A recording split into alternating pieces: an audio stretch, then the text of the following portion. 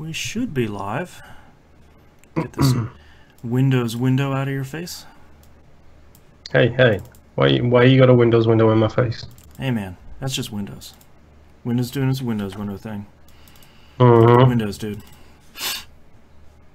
Windows. Let's promote this there. So, as my wife alluded to, we had to bring our cat back to the vet today. So, for anyone that maybe hasn't... I don't know how much I've talked about it, but basically, he's been doing this thing where he'll pee, and then he, like, howls and cries, which is terrible. So he's very clear. It's not usual, like, cat singing their songs thing. It's like I'm peeing in a hat. Yeah. And he's peeing outside of the box. And he's peeing in, like, this shower we have on our first floor. So, clearly there's something wrong. I've been taking him back to the vet, you know, on and off for the last 2 months, 3 months maybe. And every time we bring him, he would have... Our vet is really good, so I know she's not bullshitting me. Oh, I gotta put pre-show on the screen. There we go. As if anyone couldn't tell, we're not talking about the hottest new 2018 release, Cat Bladders. Yes. You can find it on itch.io. Don't, because that probably exists, or it will exist in 10 seconds time. Probably. He'd do about once every year he'd get a urinary tract infection. He'd get one of those like antibiotic shots, and he'd be fine in a couple of days. It hasn't gone away, and just sort of seems to be getting worse. So what our vet is assuming now, because we're sort of running out of options here, and if anyone owns a pet, you know what that means. She's thinking that the food we feed Scuttle, our other cat, to deal with his urinary issues and his kidney issues, are causing these issues in Tybalt. Oh, great. Yeah, so now... 2 sets of food. Yeah, but the really rough part is, I think they'll be fine with 2 sets of food once we get them trained to do it. Yeah. Contrary to popular belief, Moon, you know this, training cats isn't that hard. Oh no, we have 2 cats here, and both cats know not to touch the other cat's food bowl. Yep. And it's not a case of like they need 2 specialty foods. It's a case of we've got one huge ginormous cat and one tiny little cat, so we portion control the pair of them.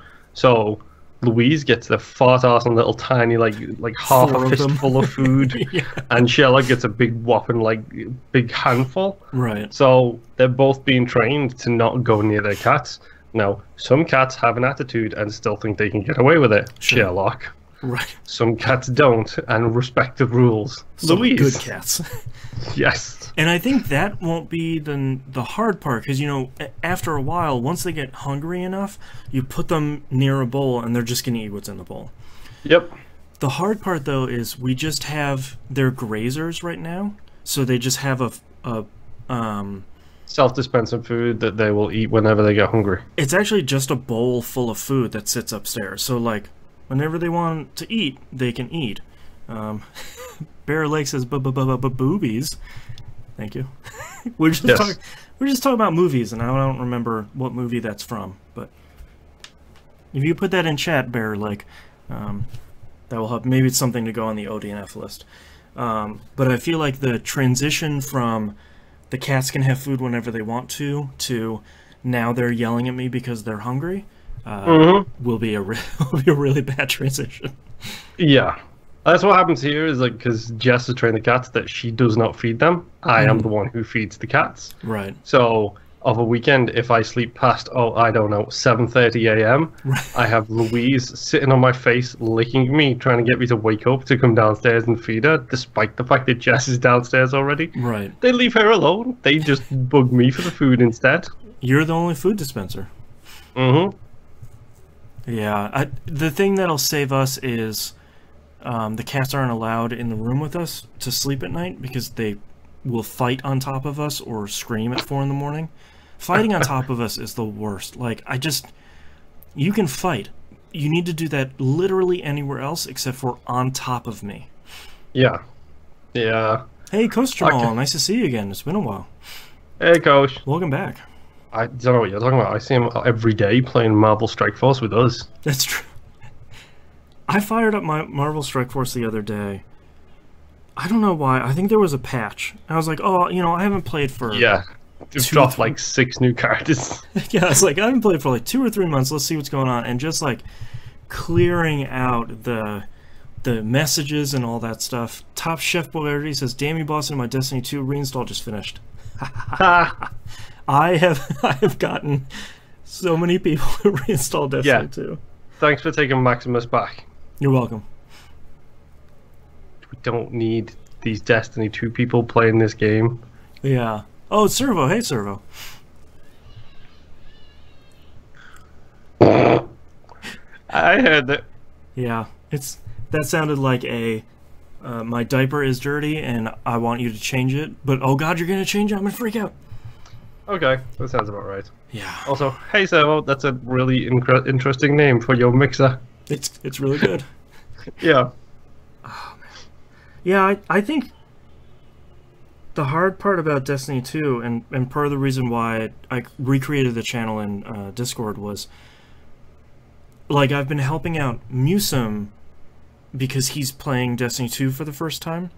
Yes, and he is playing it with you. You are spreading your corruption throughout the course of the nation. I'm aware of this. I'm spreading the darkness. Let's keep it in the universe. I have been playing my PlayStation. I have seen you and Musum in a party together, doing your dirty deeds. But it's really easy for you to be a Sherpa with someone, like when you're over voice chat, but someone like Servo who's coming back to the game after a while, like I said last night to Musum, Destiny never makes itself obvious. No. So, like, anytime you want to do something, or like, boy, I wonder if this thing is in the game, just ask a friend. Like, just there's no sense in beating your head against a wall, because Destiny is going to make it hard. Yeah, no arguments from me. Yeah. A very busy weekend schedule in the summer, so I missed them all. Did listen to 2 months of you guys in 2 days. Wow, that's dedication. That's I wouldn't put up with me in 2 days. That's why I only discovered this week that Moon has a PS4. Yeah. Happy Sunday, Jimbo Jangles. Yep. Oh, these peeps here. So, I'll probably talk about it on the show, but I'm going to go into a bit more detail here. Let's talk about my my dongle, which phrasing is probably not ideal. Go ahead. Hashtag dongle. Well, it basically plugs in, and then it lights up, and then it vibrates. Right. Okay, I'll stop at the double entendre now. No, it's pretty much flawless. Like, awesome. And it plugs just into the top of the Xbox One, right? That USB port? Yeah, so you know where the battery pack is? Welcome back, Servo. Now my name is back to something more familiar. Okay, that's true. Fair enough. Yeah. Fair enough. So, you know the battery pack on the Xbox One controllers where it's just a pull out slot thing? You pull that out and basically you slot this in. So it's a battery pack and it plugs into the USB connection that's sitting on the back of the controller at the same time. Slots on the back and like hugs the back of it a little bit? Yeah, it replaces where your battery pack is, so it doesn't actually add any density to like or any width to the back of the controller. Right, and it's not like unbalancing it, so it's not top heavy or anything. No, it literally adds probably about an inch or two onto the top of it, which is the little red LED button. Nice. That essentially, from what I'm understanding, it basically just takes all of the signals from the Xbox One controller, disables them, and turns them into Bluetooth signals for the PlayStation to understand. Right. So instead of hitting the guide button on the Xbox One controller, you hit the blue button on the top, and it turns the controller on and the console on, just like a PlayStation 4 controller would. That's cool. It doesn't have the share button, and it doesn't have the options button. Yeah. However, it replaces the share button with hit start and select at the same time. Like the pancake button and the cube button. Right. Hit them both at the same time, and it's essentially the share button on the PlayStation. That's not bad. And literally, it does exactly the same thing. Triggers become triggers, bumpers are bumpers. really confusing when it says press X, and it means A. Used to my Xbox controller, and it means A. I have that problem. I don't have the problem coming between Switch and PS4. I always have problems going between Switch and Xbox One, because Xbox One will tell me to hit A, and I hit B by accident, because it's A on the Switch. It's just like, I swear to God. Well, no, I mean, the thing works absolutely fine. Like, the battery life on it seems to be okay. It literally just turns it into a PlayStation 4 controller without the touchpad. And without the option, whatever the non-share button thing is on the top. I just call it the start button. I think it has a stop button. I think it's called options, but like, who cares? I call the Xbox buttons the double squares button and the hamburger button. So like, obviously, I'm not the right person for button names. I literally call them start and select or start and back, depending on how my phraseology is working that day. But no, to be honest, it's really fantastic. Like, it works absolutely fine, and it's a Switch adapter as well. So if I wanted to, I could plug it into a Switch and have the exact same thing with my Xbox controller. Yeah, I haven't done it yet, but it works for the Elite controller too. Oh wow! Servo brings up a good point in chat. Not to mention the Pro controller has the same feel as an Xbox controller. That's true. They're like exactly the same size. All the buttons and the sticks are in the right place. So holding the two controllers is confusing. Yeah, I mean, to be honest, it's one of those things now where literally the only thing stopping me from the Switch is the price and what I actually want to play on the thing. Yeah. Because I've got a controller that I can use on a Switch now. I literally just plug it in, hit the two Windows button and B, and it switches it to Switch mode. Man, that's cool. It's nice when you pick something up like this that sounds like one of those Mad Catz memory cards from the PS2 era, and you're like, too good to be true. Yeah, like, it's just not gonna work. Like, of course I'm not gonna have 8 memory cards in this one memory card. You do, and then you will very quickly learn how to accidentally erase every single one of those things. Yeah. It's nice to pick up something like that and actually have it work. And just be like, oh, I plug it in and... oh, it turned on my PS... oh, shit, it actually just worked. Okay, great. That's... Yep. I'm playing Spider-Man, all right. It's really great. I literally... spoiler alert for the upcoming show, I played so much Spider-Man this week. I didn't have a lot of time. Musum and I were playing Destiny, and my wife asked me, oh, isn't Vampyr going to play with you? And I was like, play what? She's like, oh, play Destiny. I said, no. And I was just like, God, how do I... there's like 15 reasons. No, but primarily he doesn't have it on PS4, so... that's like the shortest hurdle to get over for Moon playing Destiny. Yeah, then there is the Moon's refusal to pay another $60 for Season 2 and Season 1 Season Pass, which I don't have either of those. Oh, yeah. You... weirdly enough, I still have Destiny 2 installed. I really need to uninstall that thing. You should, yeah, because it's just going to keep patching. Or get whatever achievements I can from the base game and move on with my life. You can get all of them except for one right now. The one for, something called an emissary from another world. Something like that. That's not in the game anymore. So you can get that. You can't get that. But everything else you can get. Right, so I can't get the... did I get that achievement? I don't know. Probably not. It was from, Trials of Osiris. And definitely no. Yeah. Yeah, Trials of the Nine is on hiatus for right now because it was bad. Yeah, Servo said, I forgot to mention this last week, and it's not really newsworthy this week, but yeah, Nintendo, unlike Microsoft and Sony, when you cancel your Nintendo Online service, they basically just delete your cloud saves. Great. So, Sony gives 6 months, and Microsoft gives something around there too. It's basically a grace period where it's like, hey man, you canceled and that's fine, but we can't keep your stuff forever. And I mean, like, the crazy part that I don't understand is, like, you look at your cloud saves for, like, on PS4 you can see your overall size for your cloud saves. I think across all of the games I've played, I think I have like 500 megs. Like, I have virtually nothing for cloud storage space. Yeah. Well, I know Microsoft have taken that down to like kilobytes per game. Yeah. Like they specifically work with developers because even if you're not a gold subscriber, you still get cloud saves. Yep, which is great. That's how it should be. Everybody does. It's amazing. You just turn around, start a game on your friend's console. It's like sync in, done, let's go. Yeah. That's the stuff Microsoft keeps getting right with the Xbox One. Mm-hmm. Crazy. Yeah. Me and you, Seva, will keep Mixer clean this week. Yeah.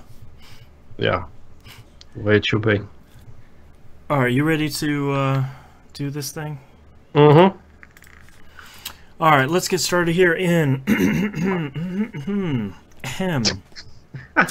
Pardon me. Yum, yum, yum. Let's get started here in 3, 2, 1.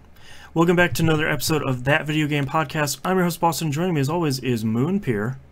Suitable English intro here. I couldn't think of one. It was like literally, I've been, hello, governor, cup of tea, etc., etc., funny accent, and then everything just went out of my head completely. I like it. I appreciate it. I don't really have any news here at the beginning, so let's just get started on... Well, no, that's wrong. Coming this Friday... There we go. A brand new episode of Old Dog New Flicks. I almost forgot. But you'll want to check this one out if you're a patron. Patreon.com/E1M1. The ones are numbers at the $5 or more tier. Vampyr and Jess have a hard time with a beloved classic movie for a lot of good reasons. And I think if you want to get a really great conversation at the beginning about... what makes good comedy movies good and what comedies Jess and Moon do and don't like, and then you get the back half where it is a disappointment. Go check it out. I won't spoil what it is in case you're not a patron, but patreon.com/E1M1, $5 or more, you'll get that, and then a couple days later you'll get the new episode of Dynamic Soundtrack. So, not to mention all of the ODNF that has come out but not been released yet, so past 2 episodes. That's right. As well. Yeah, that's true. So let's dive into what you've been playing this past week, Vampyr. Okay, so in my quest to continue removing games from my Xbox because of space constraints. Yes. I thought, hey, why not let's have the return of the NeoGeo. And get rid of some of those games because with their 197 megabytes game install size, they take up so much space. Yeah. It's not like, as we were talking about, deleting Destiny 2 off your hard drive, which is, I believe, now 80 gigs. Yes. Yeah. That and Master Chief Collection are looking like they might be going soon, but I should probably dive in and play some Master Chief Collection before I do that. But yeah, I played ACA NeoGeo World Heroes 2. Which is the sequel to the previous World Heroes games, which I did get my full retail 1K on, and it's a fighting game, so that's literally all I really have to say about it, because I am not a fighting game person. It's interesting, if not slightly racist. Yeah, I feel like I feel like interesting, if not slightly racist, is kind of 90s fighting games in general, where it's like, this is pretty good, but I feel like the Native Americans would have problems with this character. I feel like dressing somebody up as basically what looks like the stereotypical Australian Aboriginal look and calling them Mudman is a bit of a problem. Yeah. Sort of stuff that wouldn't fly nowadays. Yes. I mean, certain people, like in modern fighting games, are pushing their limits a little bit. Zack from Dead or Alive has always been a prime example of, are you leaning into that stereotype a little too much? Right, are you having fun with it, or are you poking fun? Like, I can't tell.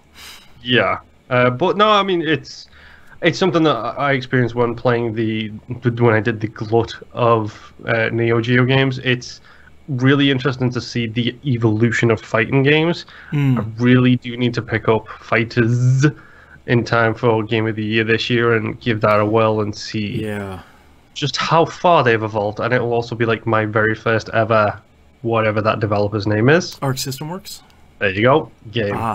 That's probably a pretty good intro, because I think it's the least crazy of their games. yeah, despite the fact that it's based on Dragon Ball and it's the least crazy. I think that says something. That tells you all about Arc system works, doesn't it? Yeah, I think so. Let's see, what else? Bomber Crew. I still love this game. This is on Game Pass. It is the chibi bomber management kind of game. I downloaded this. It was the first thing I downloaded when I got Game Pass. Yeah, I'm just using it like, again, I reference this probably every week, but I have different games that I use as my wind down games, and this is a really good example of a wind down game where I never feel too stressed or too pressured while I'm playing it, and in general it's just a very nice slow plate simming simulator where I can just get the guys to do the thing, drop the bomb on the thing, and then fly off to my next objective and upgrade my plane some more. I'm still on Cookie Wookie, so Cookie Wookie is going strong. Nice.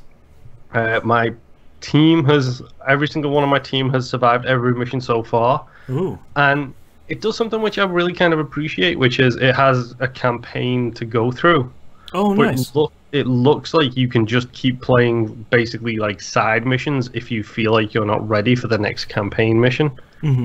So I always appreciate games that are like, this is the next story progression moment, but if you don't feel like you're powerful enough, go do some of these side missions to get some more money, to get some upgrades before you jump onto this to this next thing, considering that if your plane goes down, you have a chance to lose your entire crew. Oh, no. I feel like that's always a good thing. Yeah. Problem is, I always go in over-leveled, or in this case, over-equipped, / over-adjusted for inflation kind of thing. It's like the JRPG problem where it's like, it's so cool, this town has 10 side quests for me, and then you fight another boss the next time, and you're like 30 levels above it, and it's like, oh, right, okay. Yeah. Maybe don't do every single side quest, but it has roguelike elements, so I have to be prepared for it. Right. It's that simple.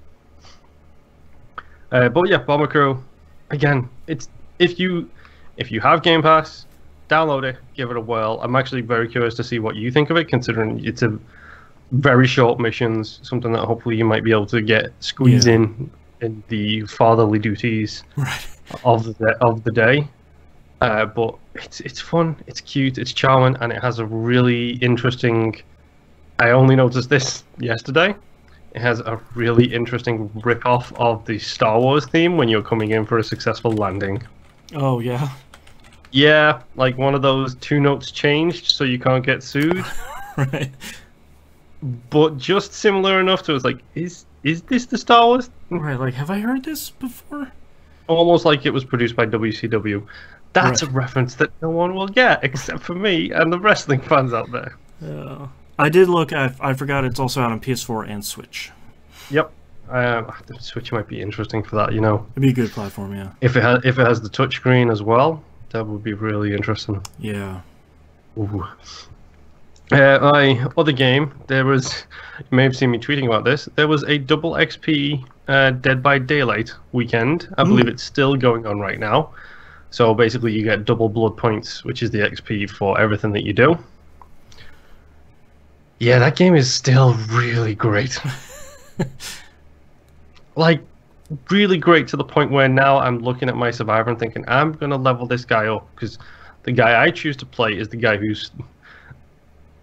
likes to play the hard games, wants to play the game with the guy who you can choose to start the round injured with and put yourself at a permanent disadvantage, because why not? What a shock. But there is perks that you can acquire throughout the game that make that so much better. Like, everything you do is faster, because when you're injured, you move faster, you heal faster, you repair faster, all of that kind of stuff. So it's like, it seems like you're starting with a disadvantage, but you can balance yourself towards taking advantage of that. Yep. So what it ends up being is if the killer hits you once, you're in trouble. However, if you can avoid the killer and if you've got that going for you, you can make your progress so much faster by being able to build in this specific direction. Nice. And so many people have shared this idea with me that this specific character, I think it's David King, which For the record, he's from Manchester, England, which I don't like. He has an outfit called Mancunian Fighting Outfit, which I don't like. For those who don't know, people from Liverpool and people from Manchester have a friendly rivalry, we shall say. Right. Not one of those fighting in the streets rivalries. Not anymore. That was the 80s. Ah, okay. And he's like, he starts off like when I started playing as him, I saw this future, this build in the future. So many people have seen that the developers have changed him from a hard survivor to play to an intermediate survivor to play. Oh wow! Because people are doing this thing where they are building him based on specific perks that he has that allow him to perform better. So opposite Vampyr is pretty popular. Yes, pretty much exactly. Right.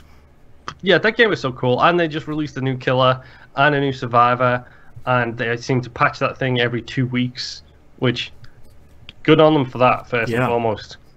But the new killer is kind of creepy because she looks like the woman from The Ring. Oh no, no thanks. She moves in that fashion. Oh, like that jerky movement. The snappy, jerky arm movements. I don't like it. She has a phase shift ability where she basically stands still and just does this. Oh, like that creepy. Time. Yes, the creepy movement thing. The whole time. What she's actually doing is teleporting to a different location that you can control while you're here. Oh wow! It's real creepy. And then my favorite thing, she's covered in broken glass, just like Return of the Living Dead, I believe it was. Okay. Maybe the third one. There is glass shards sticking out of her in various parts, and her weapon is a sword made of psychic glass that she forms when she swings at you. Oh wow! I know you hate horror games, Boston. I know you do. You need to play Dead by Daylight. I was just thinking, that has to be such a cool company to work for, because they're just coming up with such interesting killers. Every time they come out with one, it's like, oh, okay, it's the lady from The Ring. And it's like, oh, okay. Everything about her is actually really cool. Yes. I don't even... They got 3 licensed killers in there now. I like the 3 licenses that they've got. Who are the ones they have? They have Leatherface. Okay. From Texas Chainsaw Massacre. They have Michael from the Halloween series. I still love every time you go on his map, and they have 4 licensed killers. I still love the fact that when you go on Michael's map, it does the piano thing at the start. And anytime he's chasing you as well, by the way, you get that music. That's his chase music, is the pianos. Oh, man. They have the lady from the latter Saw movies wearing the pig mask. Oh, okay.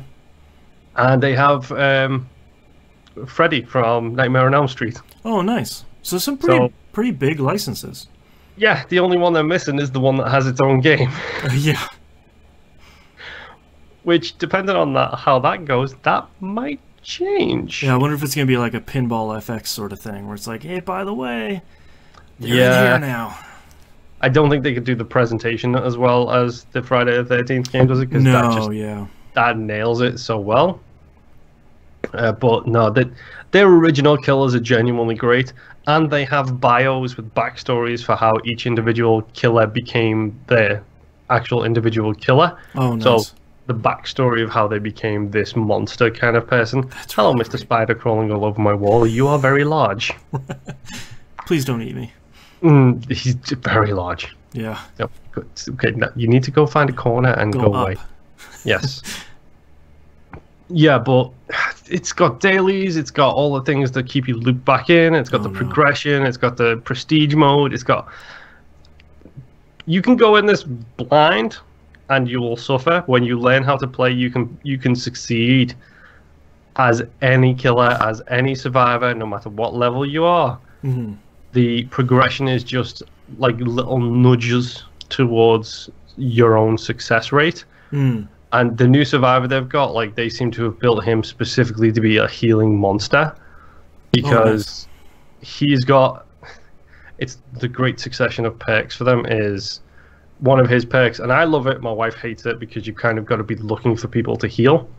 But every time when you heal somebody, you get skill checks. Every time you succeed a skill check, you get a certain percentage increase in how much you heal people and how quickly you heal them. Oh, wow, okay. But you start on a negative. So the first 3 times you do it, it brings you back to normal. And then after that, it's like all of a sudden you are healing. I brought someone from dead to full health in about 6 seconds, which is normally about a 20-second progress. Wow. Using this guy's heal stuff, it's like, okay, this is great. This guy, he has his role as a survivor is to do that. And all of the survivors have very similar things where they are so unique, just like the killers are, where they are each strong in their own special ways. Right. The nerdy guy who's a leader who inspires everybody else to do better when there's more people around him. Like the risk reward of that, of having everybody close compared to the killer finding everybody all at once. Right. They're so well done, and for every single licensed killer they bring in a licensed survivor as well. Oh, okay. So each killer has their own licensees to hunt as well. So you've got the lady who Michael is obsessed with. You've got the boy from the Friday the 13th movies. Detective Tapp from the Saw movies is the survivor in this. Oh, okay. Everyone has their own one, and Dead by Daylight's really good. Like, and it's on Game Pass right now, right? That I don't know about. Okay. All I know is Dead by Daylight is fantastic. Please play it with us. It's fun when you have a group of 4. Even when one of them has forgotten the controls, Justin, and doesn't know what he's doing, Justin, and has maybe had a little bit too much to drink, Justin, to be any form of usefulness to the squad, Justin. I see for purchase it's only $30 right now, which seems pretty fair. The thing they seem to have learned a long time ago now, have that in the game so there are no connection issues. Yeah, everybody has everything. Yep. So, yeah, Dead by Daylight, play it. It's fun. I'm kind of on a bit of a kick with it right now, because like, let's jump back in, maximize my minutes, get the most I can out of this 2-time weekend. Yeah. And then in doing so, I realized this game is still really, really, really fun to just play. Yeah.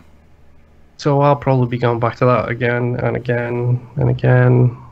And don't be disappointed to play a lot of a good game. Oh, yeah, true. Destiny 2. There'll be worse things. Yeah, Destiny 2. That's fair. Hey man, game resets every 4 days now. Just pulls me right back in. Not every 7 days, every 4 days now? Yep. Every day, every 4 days, and every 7 days. There's different resets. Okay. Enough. Pulling me back in. Enough Destiny 2. Enough Dying Light. Yep. So, my last game. Okay.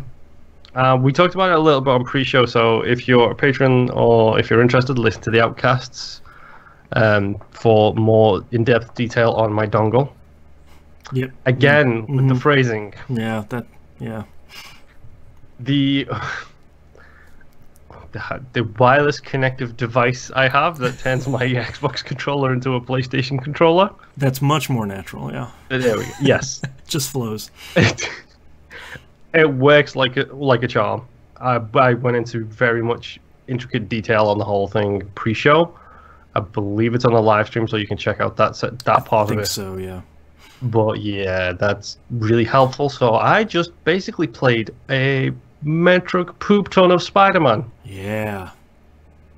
And I cannot help but do every single collectible the second I unlock them. Yep. Because when you start the game, you have like 5 or 6 collectibles to get. Or, well, no, not 5 or 6, like 2 or 3 different kinds of collectible. These are the bases. There's 6 of them. These are the backpacks. There's 50 of them. These are the landmarks. There's 50 of them. I did all of them, and then I do the story missions, and then I do more story missions. And then, oh wait, there's the Black Cat. Here is Black Cat things. There's 20 of them. Okay, I'm going to stop doing every single story mission and go and collect. Pendulum swings the other way. Yep, go and collect every single one of them. Right. It's actually worked out quite nicely for me that way, because I don't feel like I'm having to grind the second I unlock suit upgrades or new suits or new anything. I feel like you can afford them because you use those collectible tokens that you get for doing those things to upgrade the items that you get. So you're sort of already set when you pick up the new outfit. Yes, I am over-leveling my collectibles so I can upgrade my things. Right. But, oh, I don't really want to talk about the story too much. Yeah, it's still too new. Do you know who you're working with in this game? I'm sure you must know at this point. It's like the first 2 scenes of the game you figure out who you're working with. No.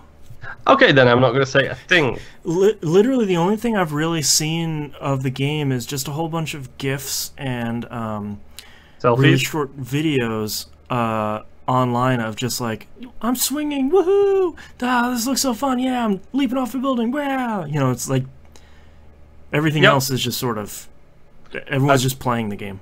That and a whole bunch of selfies, which I'm not going to... I don't think I will ever beat my photo mode lightning strike shot. Yeah, that was good. Which I'm very annoyed with because I got the stupid icon in the corner, but I got the icon in the corner because I tried to figure out how to use the capture button with my Xbox controller. Right. And did you see my tweet about... Yes, I did. You can take that off. Does it just do the noise or something when you do a screenshot? Yeah, it just makes that little bloop noise. Okay, I definitely might have to do that then. I did take a couple more selfies since then. One of them is really stupid. One of them is hilarious. So I may have to post these at some point.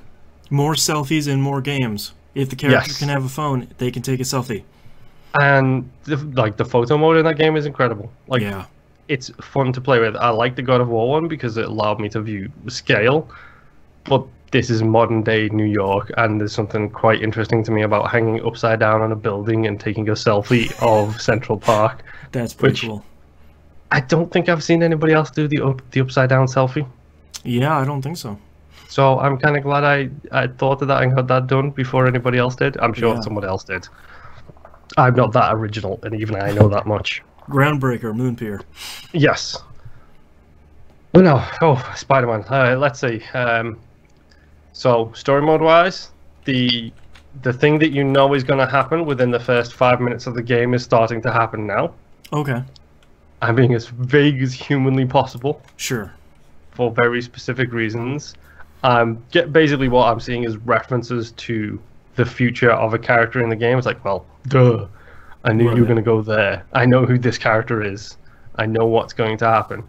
I've been to a fancy dress party where I was dressed as Spider-Man. Shocker. That's really good. But there was about 50 other Spider-Mans there.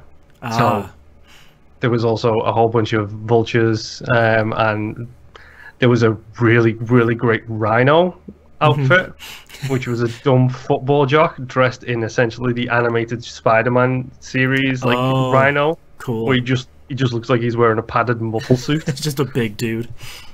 Really, really dumb, but really, really funny at the same time.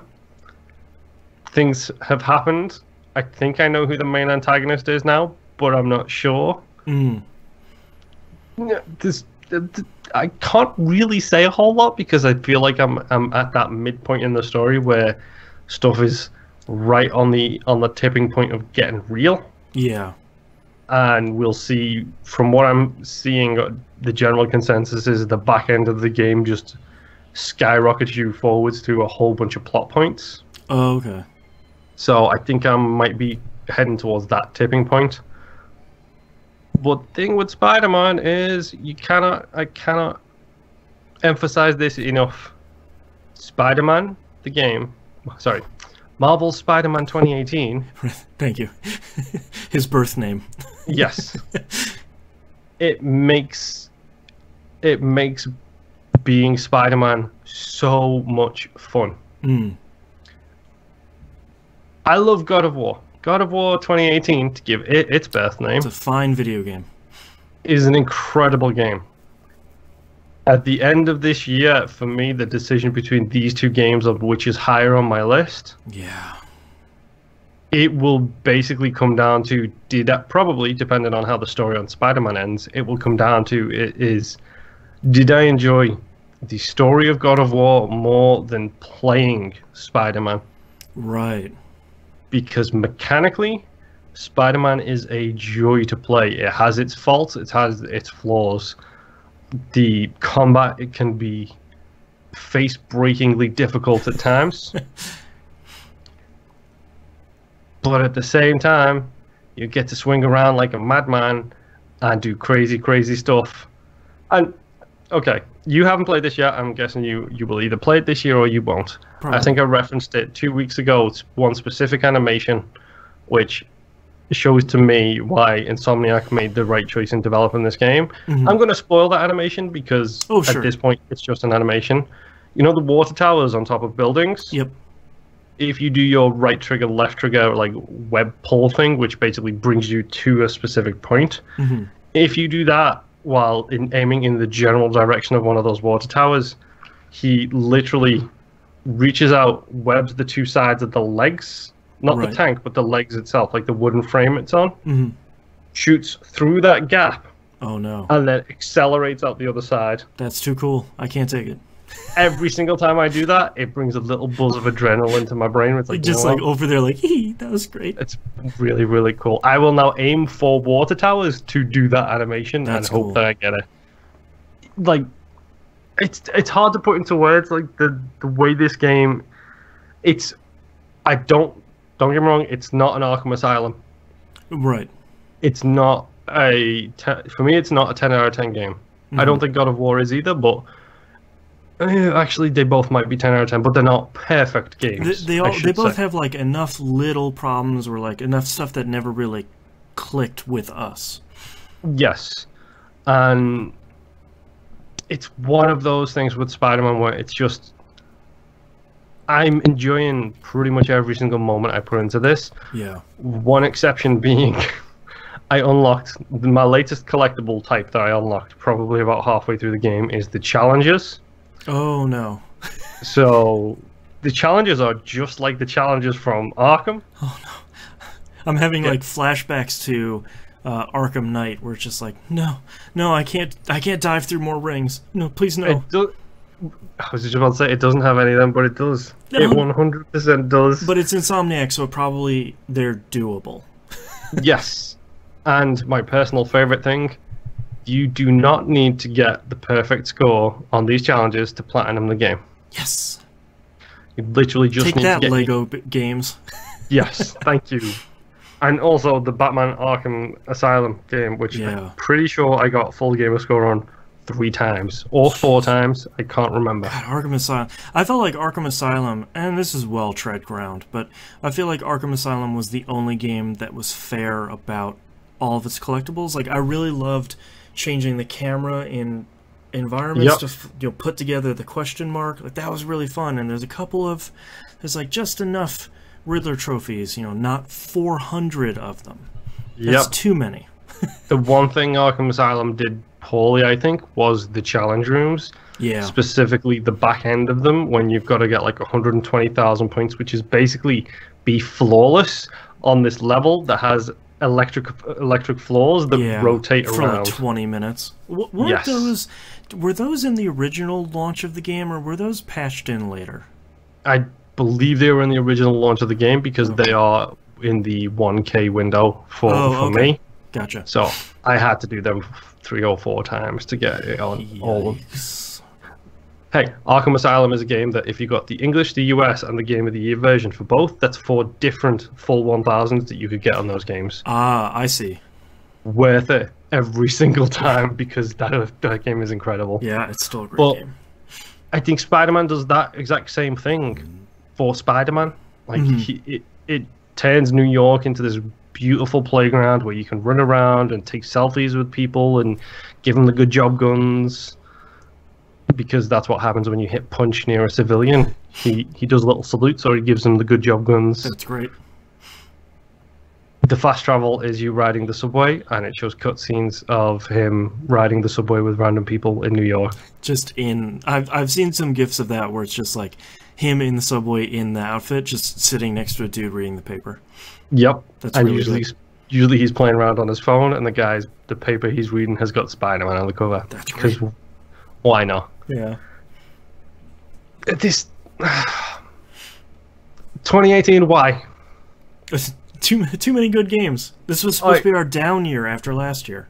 Yeah, this is going to throw the rule of the 7 completely out the window. 1997, incredible year. Yep. Next best year, 2007. Next best year after that, 2017. Yep.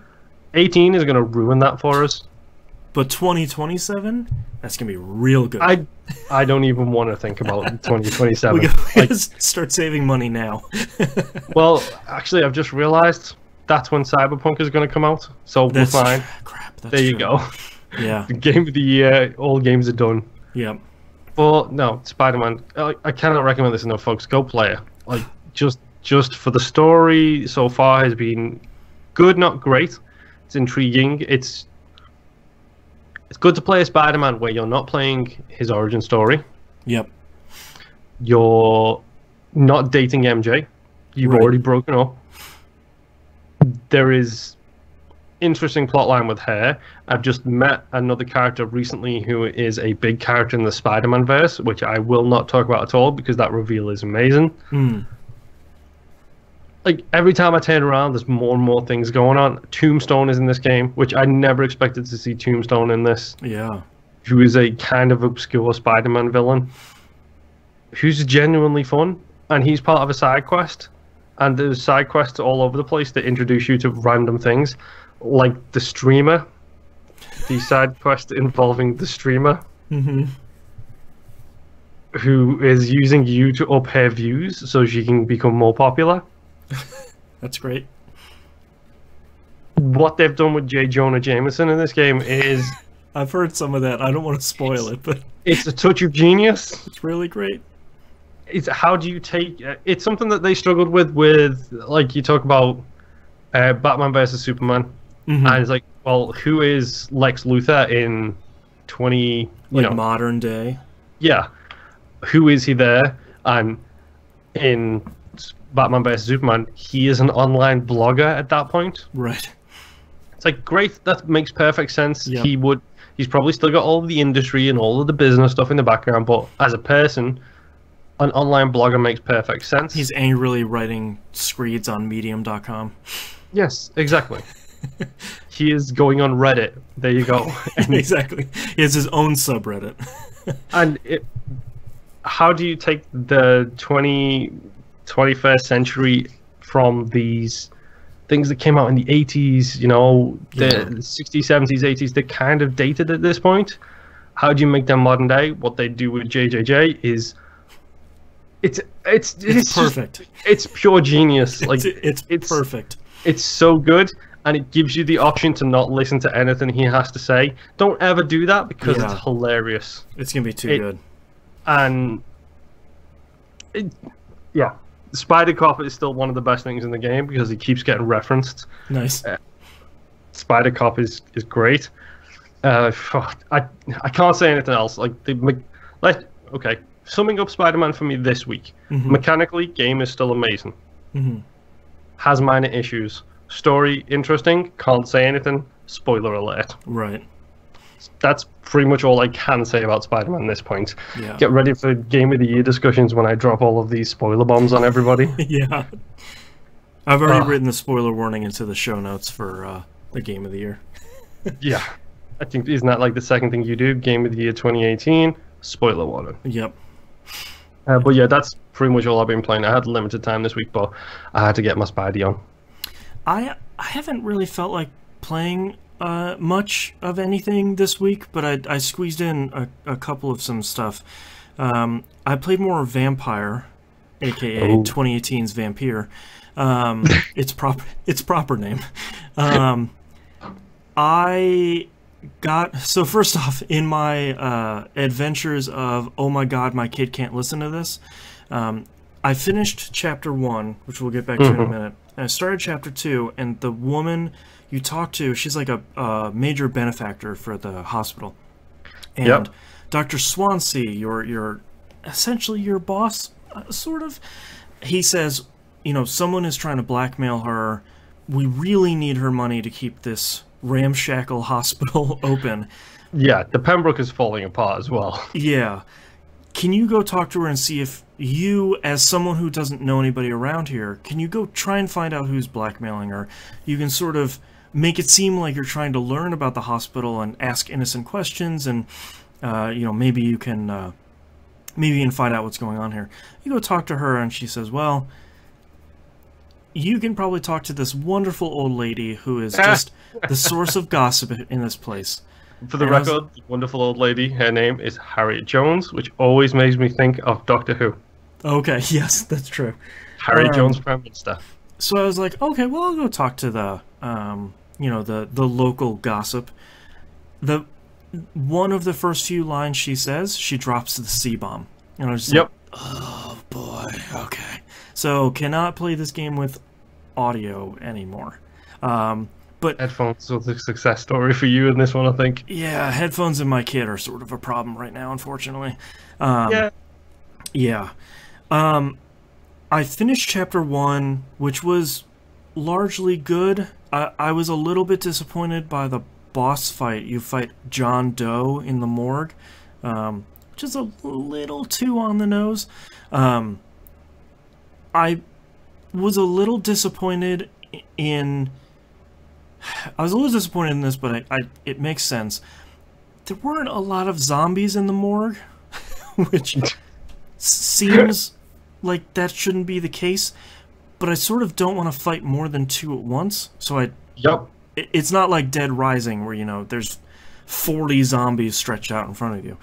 I thought the boss fight was easy, but I get the impression it isn't.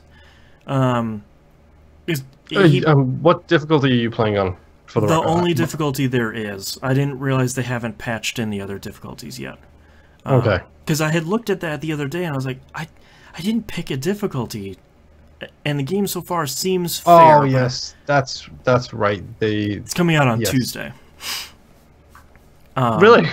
Yeah, which I was it was sort of funny because I was looking at it and then Don't Nod posted about it on Twitter as I was looking at Twitter before I was going to go Google it. And I was like, oh, okay, well that's why I'm not seeing other sort of difficulties. That's good timing. Yeah. I feel like the thing that's really benefiting me in the game is I'm never going to sleep. So the game is not progressing at all.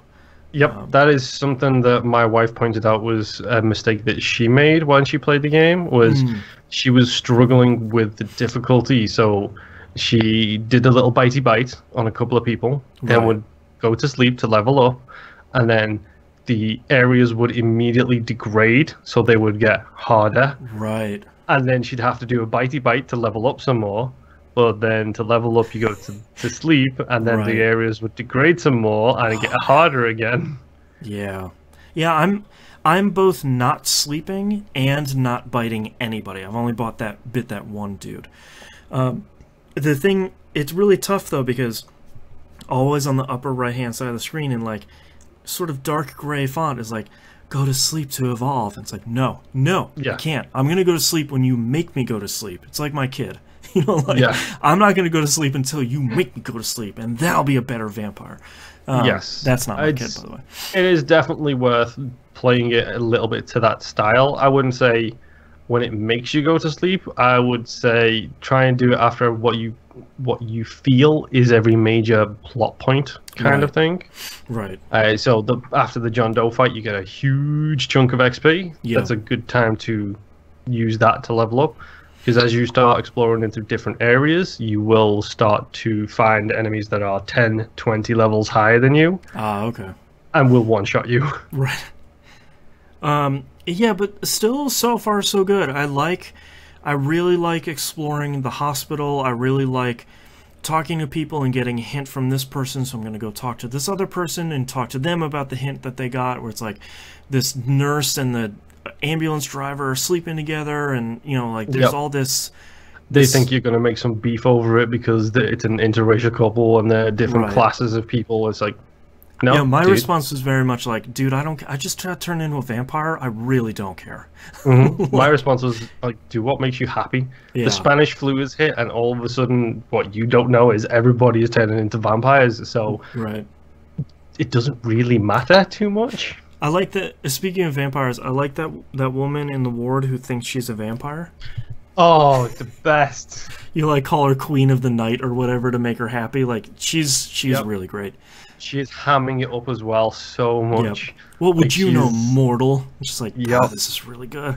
I should leave now before my desires take hold. Yeah, it's so good. And that's one thing that I think is pushing me along in the game, is all of these different characters and all of the personalities and how they all intertwine. That stuff is really good. So even when the combat isn't great, you know, fighting the John Doe fight very quickly was like, oh, okay, you're going to make a shadow person, so I'm just going to dodge to the side, and I'm going to stake you a couple times, do a quick slurp, and then do the blood daggers. Don't write down do a quick slurp, that's not a title. Come on! I saw you look down. And then, you write that, I'm not going to stop you. And then, like, do the blood daggers and just kind of rinse and repeat that was sort of like, okay, like, yeah. Did you unlock an ultimate yet? What's up? Did you unlock an ultimate yet? No, not yet. I feel like the next time I go to sleep, I'll probably have enough to get there in the trees. The next thing I want to unlock, I didn't see it until after I had spent your blood points. Yeah, after I had leveled up last time, was I want to unlock autophage, where you chomp yourself to heal. That is one of the most effective abilities in that game, because I love the animation for it, because he literally, like, he bites his own wrist and then he just rubs his wrist on his body a little bit and it heals him. That's great. So good. Yeah, but I'm enjoying it a lot so far, but I think whenever that patch comes out, if I can change difficulties while I'm playing, which I'm hoping you'll be able to, I feel like at the first sign of any sort of friction with this game, I'm going to put it on story difficulty and just kind of like enjoy the collectibles and the discussions and unlocking hints and all that stuff. That's the stuff I really love. The fighting, it just, as you said, leaves a lot to be desired. Kind of like Alpha Protocol. Yeah, I mean, these two games are running in parallel. We're sort of like, oh, the story's really good and the decisions really matter and the gameplay is not great, but it looks really great and the music's interesting and I love the characters, and that all of those things are true very much for both of those games. What do you think of the apocalyptic, dark and gothic, like, violin and cello background music, by the way? I think it's largely pretty good. I think it's a pretty strong... I feel like everything in this game, if you separate the story and the character stuff, and which is largely very good, and you separate the gameplay, which is largely not great, but it's not uncontrollable. Like, you can still do what you need to do and play the game. Yeah, specifically in that case, we're talking about the combat. Yeah. I feel like, and some movement stuff, like, I feel like Jonathan just moves weird. Like, He's a little floaty. Yeah, it's just one of those things where it's like, this doesn't... You had a small budget, and I get it, and I'm looking through it with that lens, but... So, like, the music is good, and I feel like the graphics are good, but neither of them are outstanding enough to say, like, God, this game is beautiful, and the soundtrack is, you know, it's nothing like that. It's sort of like, yeah, it's all kind of good. You know, I feel like they stretched a small budget to its limits and did really, really well with what they had. Yeah. So have you gone into any areas other than Pembroke Hospital yet? No, but I get the impression that starting Chapter 2, that's gonna quickly happen. Yeah. So the basic way of progression will be is you will get sent to a different area, and every area will have its own, like, Pembroke Hospital. Not to say it will be a hospital, but they'll have a hub, like, area, central area. Yeah, where all of the people live, and then it'll have the outskirt areas, which is like the quest destinations and the monsters and stuff. And they all have a pillar of society. Yep. Yeah. Yeah, so you'll start getting introduced to the other areas as you explore more. At this point, it's really cool. It's one of those games that, like, I have a hard time describing, because I feel like if you took a chance and you played Alpha Protocol and you enjoyed it, take a chance and play Vampyr, because it's very much that same experience where you will find something great in it, but you sort of have to wade through a little bit of BS at every point to get to it, but it's not enough where it's like, it's not enough that I'm ejecting the disc and I'm never going to play it again. It just... Yeah. There's always this layer of that I'm sort of wading through, but it's one of those games that we just don't get that often, where it's a B-level game. It's a B-tier It's a triple game. B. Yeah, like it's a triple B game that everything comes together to be sort of charming in a broken way, and I really love it. And it's just, it will be on my top 10 list this year. I know after there's only 6 chapters and an epilogue, so like I'm already a pretty good amount of the way through the game, but like... You think you are, but let me tell you about the length of chapter 3. Yeah. It goes on. Yeah. And I think that's another reason why I want to put on story difficulty, because if I can just sort of... Not that I want to blow through the game, but... It's September, and we have like a month and change to the game of the year. Yeah, and like I want to give as many of these games as I can their due diligence. Obviously, I'm not going to finish Dragon Quest XI before Game of the Year comes out, because it's a 100-hour game without the end game stuff. The only reason you're not going to finish that in time for Game of the Year is because you're not trying hard enough. That's fair. I should stop sleeping. Yes. Just completely. And showering and eating anything that takes away game hands. So protein drinks and soups only from now on. I'll get some Soylent and put it in one of those beer hats, and just that'll be my meal. Perfect. Yeah, but yeah, Vampyr is something special in both how good it is and how weird / broken it is, and I love it. What do you think of the voice actors? Because this is something that I think they did really, really well on voice acting wise. I think they're largely really good. I couldn't recognize a single voice in the game really, so I don't know if they've got any big names, but I know we mentioned Jonathan as someone who's worked a fair bit before, but even just the regular nobody goobins who you don't really care about who are walking around, they do a good job with everything. Yeah. Yeah, I feel like they did what Blizzard does. They take a bunch of people that are either not famous or they've done a little bit of work, but they're really, really good, and they put them in their game. And I feel like that's what Don't Nod did, is they just found really great actors and put them in their game. And I think it's fantastic. And it's not like, that guy's Steve Bloom. You know, Steve Bloom has a British accent. You know, it's nothing like that. It's just sort of like, they got a bunch of really great, probably stage actors, and stuck them in their game. Yeah, here's Nathan Drake, the Vampire Hunter. Right. And just says blimey a bunch. Yeah. God, that would be so bad.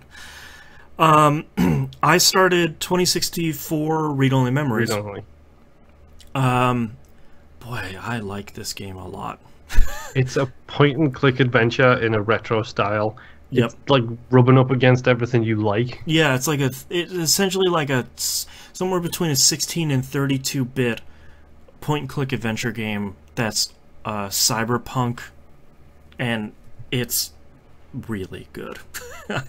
I finished chapter 1 on that, which I looked up on how long to beat. I think this game is less than 8 hours, so I'm sort of keeping it a pretty good clip on it. I'm playing it on Switch, which I unfortunately had to turn off Rumble for the game, because every time there was an important, or like, have you started playing it? No, not yet. Okay, so your main companion is Turing, this robot. Every time he would say something sort of exclamatory, or he'd have like blue text, like the Blue Zelda text, it would rumble a little bit, which was kind of fun. But after playing for maybe about a half an hour, it sucked about 25% of my battery. So wow, that's not gonna work. Yeah, that's not ideal. Yeah. So far, I'm really enjoying it. The writing is really solid. It has all the fun point-and-click stuff where you click on something and it comes up with, you know, like, look at it, touch it, use an item on it. You know, it has that sort of LucasArts wheel that I remember. And is really great, and the soundtrack so far is solid. I think Too Mellow did the soundtrack, so far so good. I'm digging it, and I keep wanting to ask people stuff on Twitter, but I don't really want to spoil any story stuff since it's really primarily just story. Yeah, I'm hoping to jump into it, hopefully starting it this week. Yeah. So, fingers crossed, we can end up having DM conversations. Yes, yeah.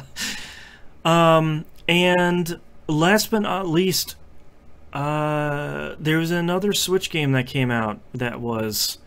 Oh, no, tell me you didn't go... You did, didn't you? You went and... Go on, tell us all about it. ROR. The developers of Risk of Rain said, hey, you guys have been asking for Risk of Rain on Switch, and we have a release date to share with you. It's out right now. And I was like, oh no. And I was like, okay, it'll be expensive, so I'm not gonna... Nope, it's $10. So I picked it up.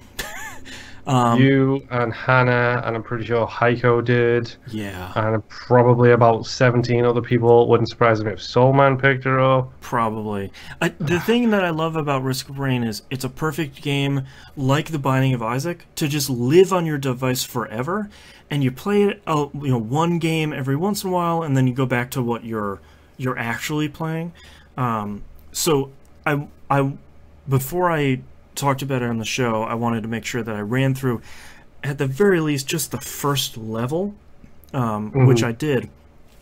Still sounds great, still looks great, runs flawlessly. Obviously, I haven't gotten to the end, where you're just an unstoppable killing machine. Yep, I'm looking forward to the frame-filling nonsense at the end of that game and seeing how the Switch handles it. Yeah, even on PS4, it runs 60 frames, so I'm largely expecting that on Switch. The biggest thing, though, is they made some of the weirdest decisions for controls. So, in most platformers on the Switch, B is to jump, because it's where the A button is on Xbox One, is where X is on PS4.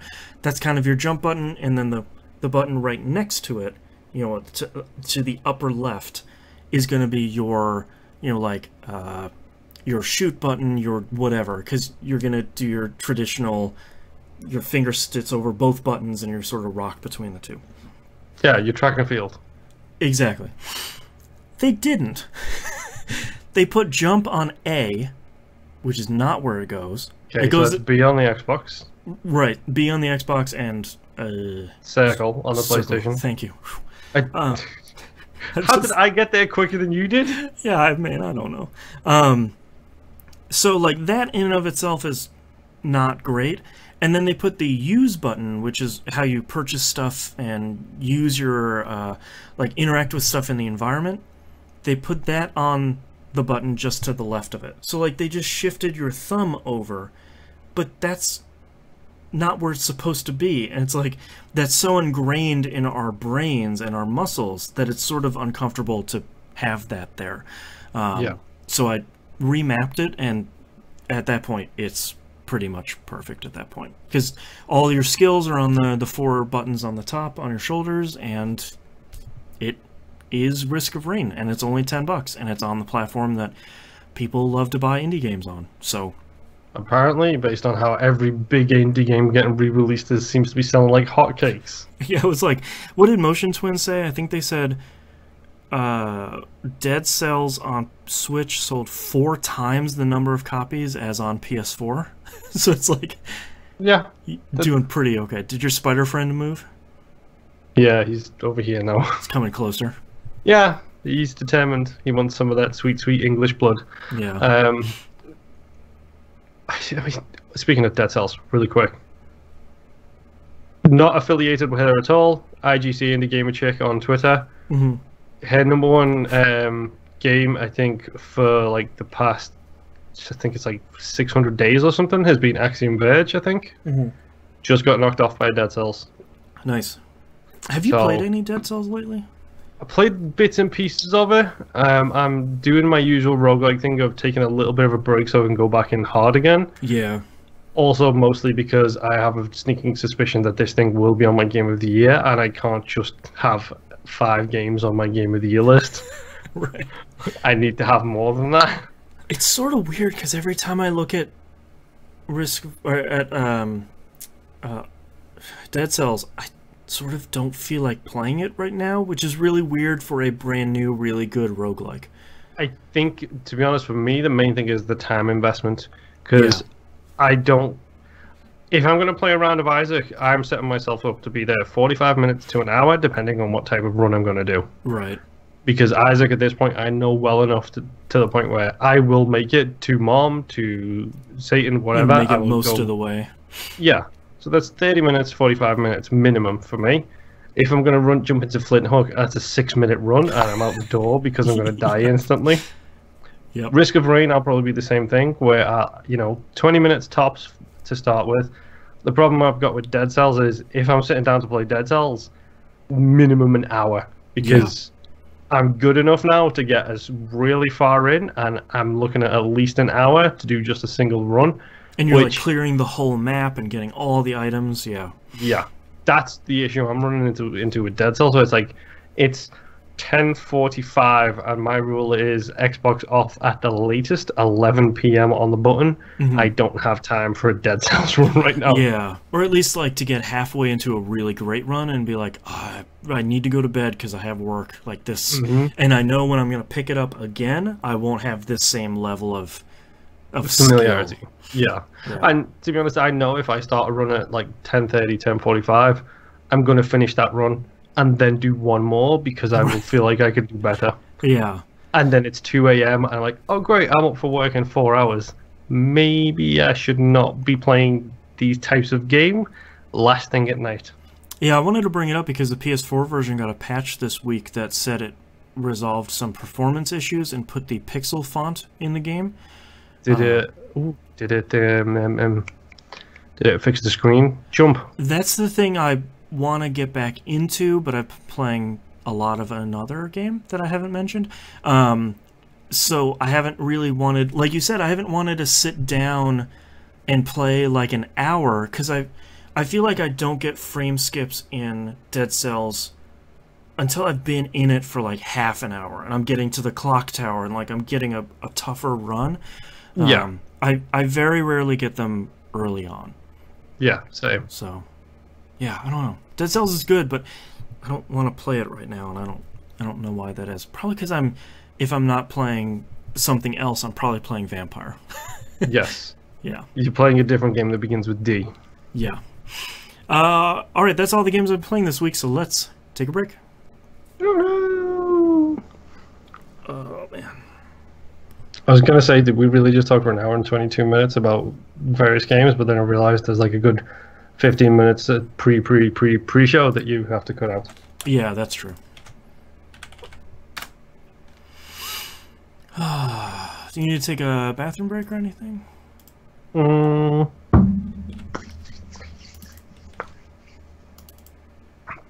Yeah, let's just be safe. Okay. I'll hang out here with chat. Hello, everyone in chat. Let's look here at news stories. Persona Q2 new trailers, and that game looks good.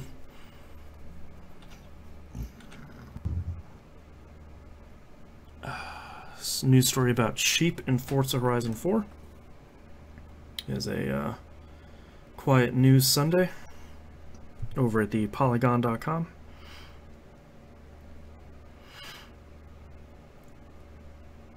Yeah, Coach Jamal, we're going to be talking about that. That's our very first news story. Is the Telltale bullshit.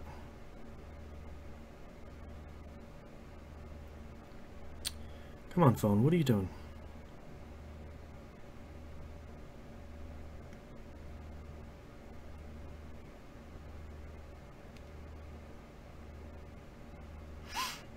One sec, sorry. I just realized I'm texting silently here on Livestream, which is not great, but my wife is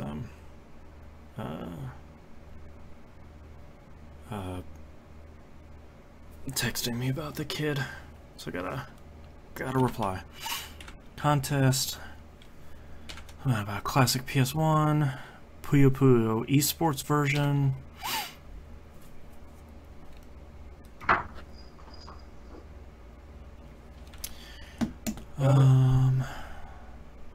Really?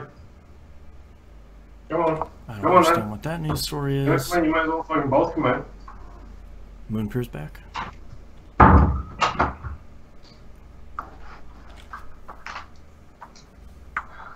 can't. There isn't enough space for the both of you. Oh. Android 17 and Dragon Ball Fighters. Gotcha. No, get away from the box, dude. Thank you.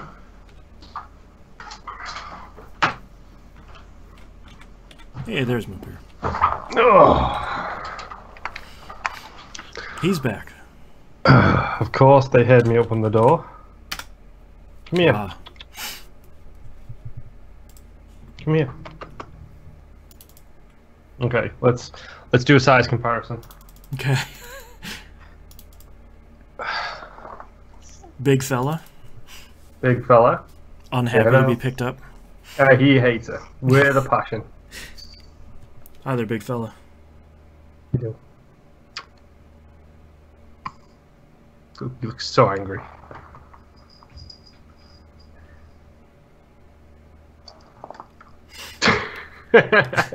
Little lady. Come on. Come on. Go up there.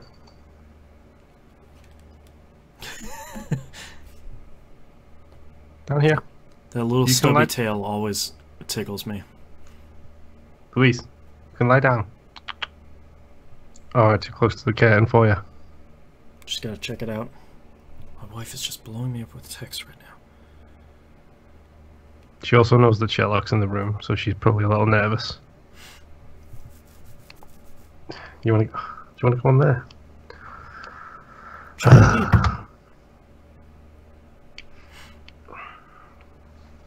Okay, let's try and move the chair. Go on. Go on. You can do it.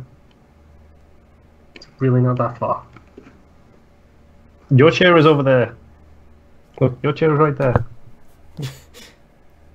Right there. Alright, let's see if there's anything else here on news stories. Literally, I'm surrounded by cats.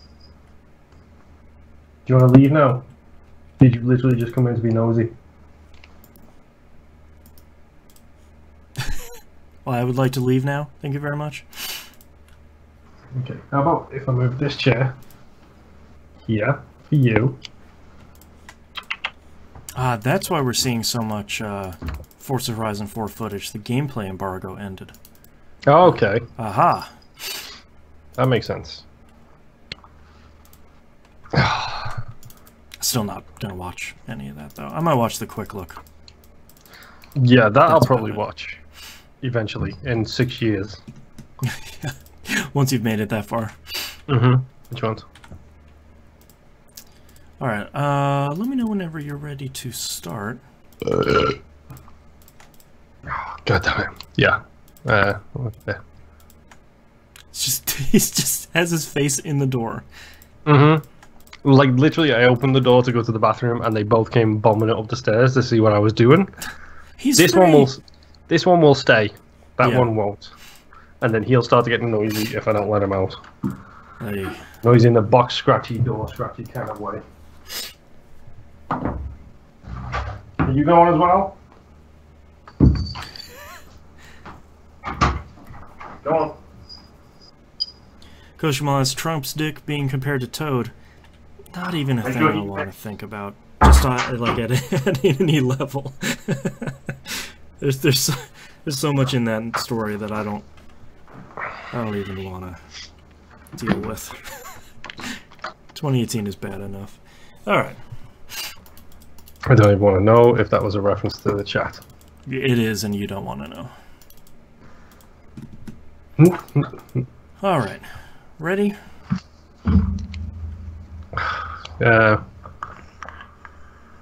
Maybe. Oh, my back. Oh, my neck and my back. Did you say your naked back? No, my neck and my back. Okay, I was gonna say it's a bit too much information there. Do you have like a t-shirt that's like a bib? Yeah. Oh, bullets, my only weakness. How did you know? Go away, fruit fly. I thought you were just gonna grab that spider. I was like, move here, no. I'll grab him eventually, and then I'll let him outside. I'm not gonna kill him. Okay, ready? Kind of, sure, whatever. Why not? Ish. All right, starting in 3, 2, 1. Welcome back to nope. Moon distracted me because you're grabbing again. I was like, what happened? Okay, take 2. It's like on my mic stand. It's like right here. Starting in 3, 2, 1. Let's talk. I gotta write that time. Releases for the week of September 24th, 2018. Moonlighter comes to the Switch.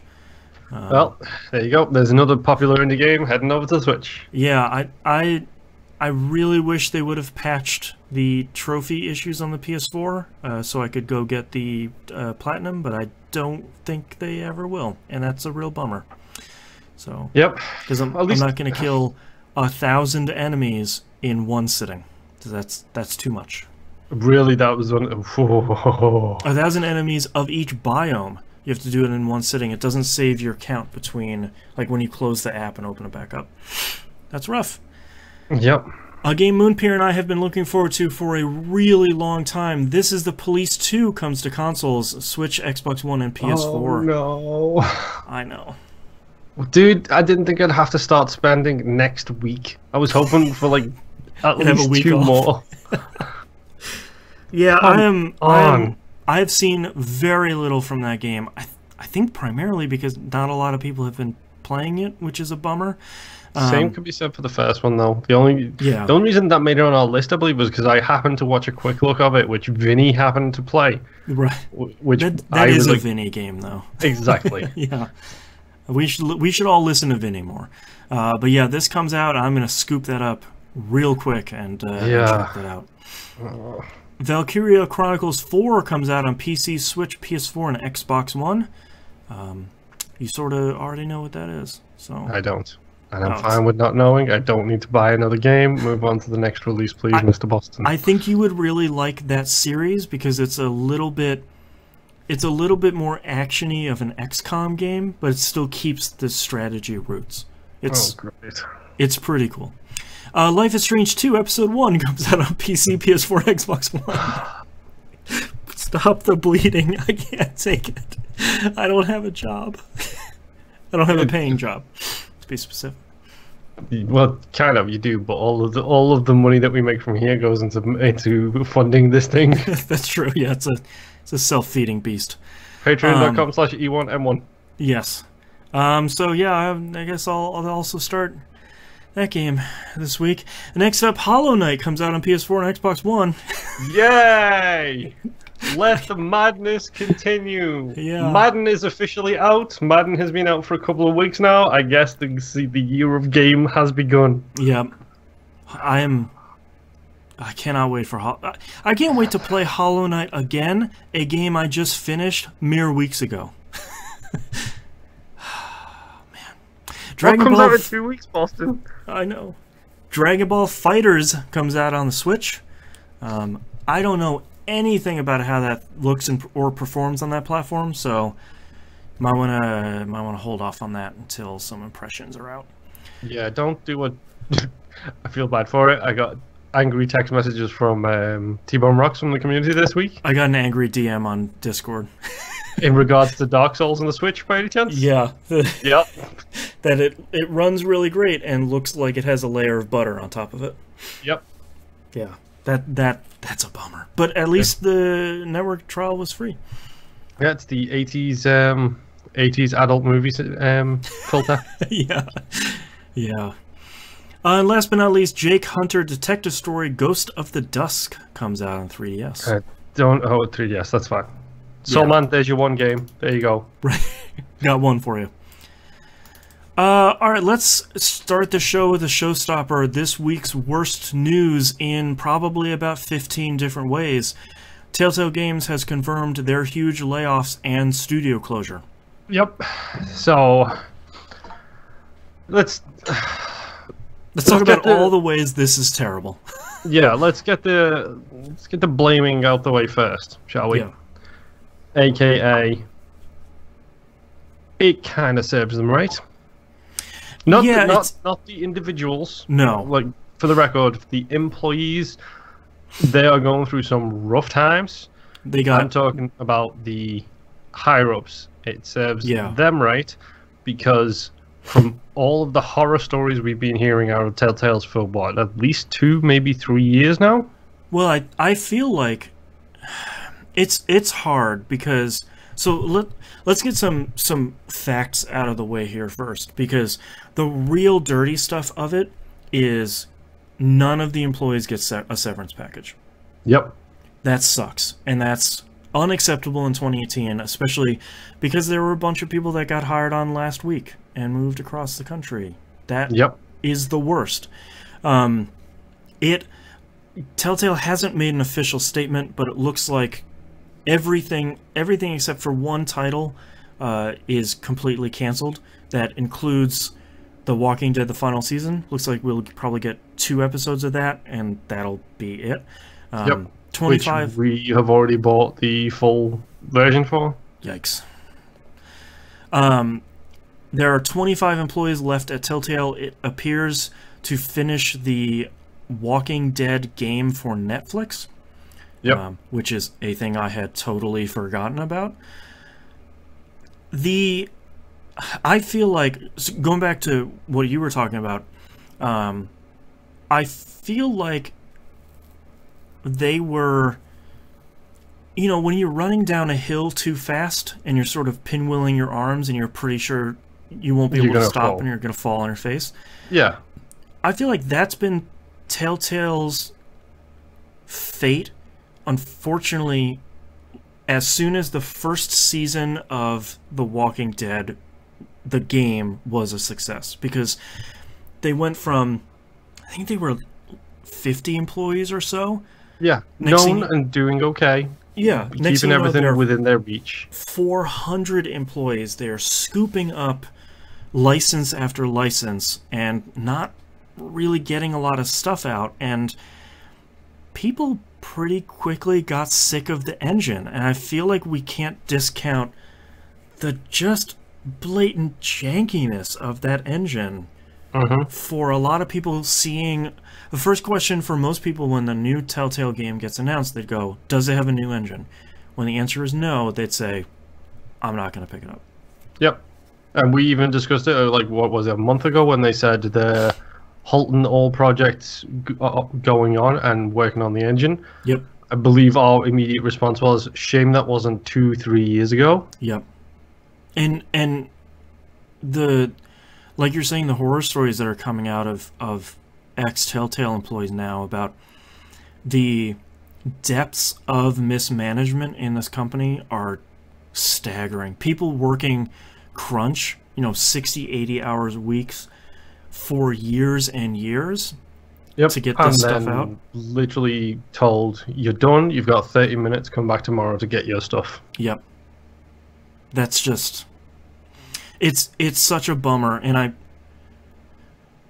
I'm happy on one level because the amount of doing wrong by employees that Telltale has done has finally woken up a lot of people to how terrible the video game industry is on its rank and file employees.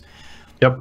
Because there have been a lot of people saying, like, well, that's unacceptable because more games aren't going to come out. It's like, that's the least of the concerns. It's that people don't have the safety net of a severance package so that they can go find another job and feed their family.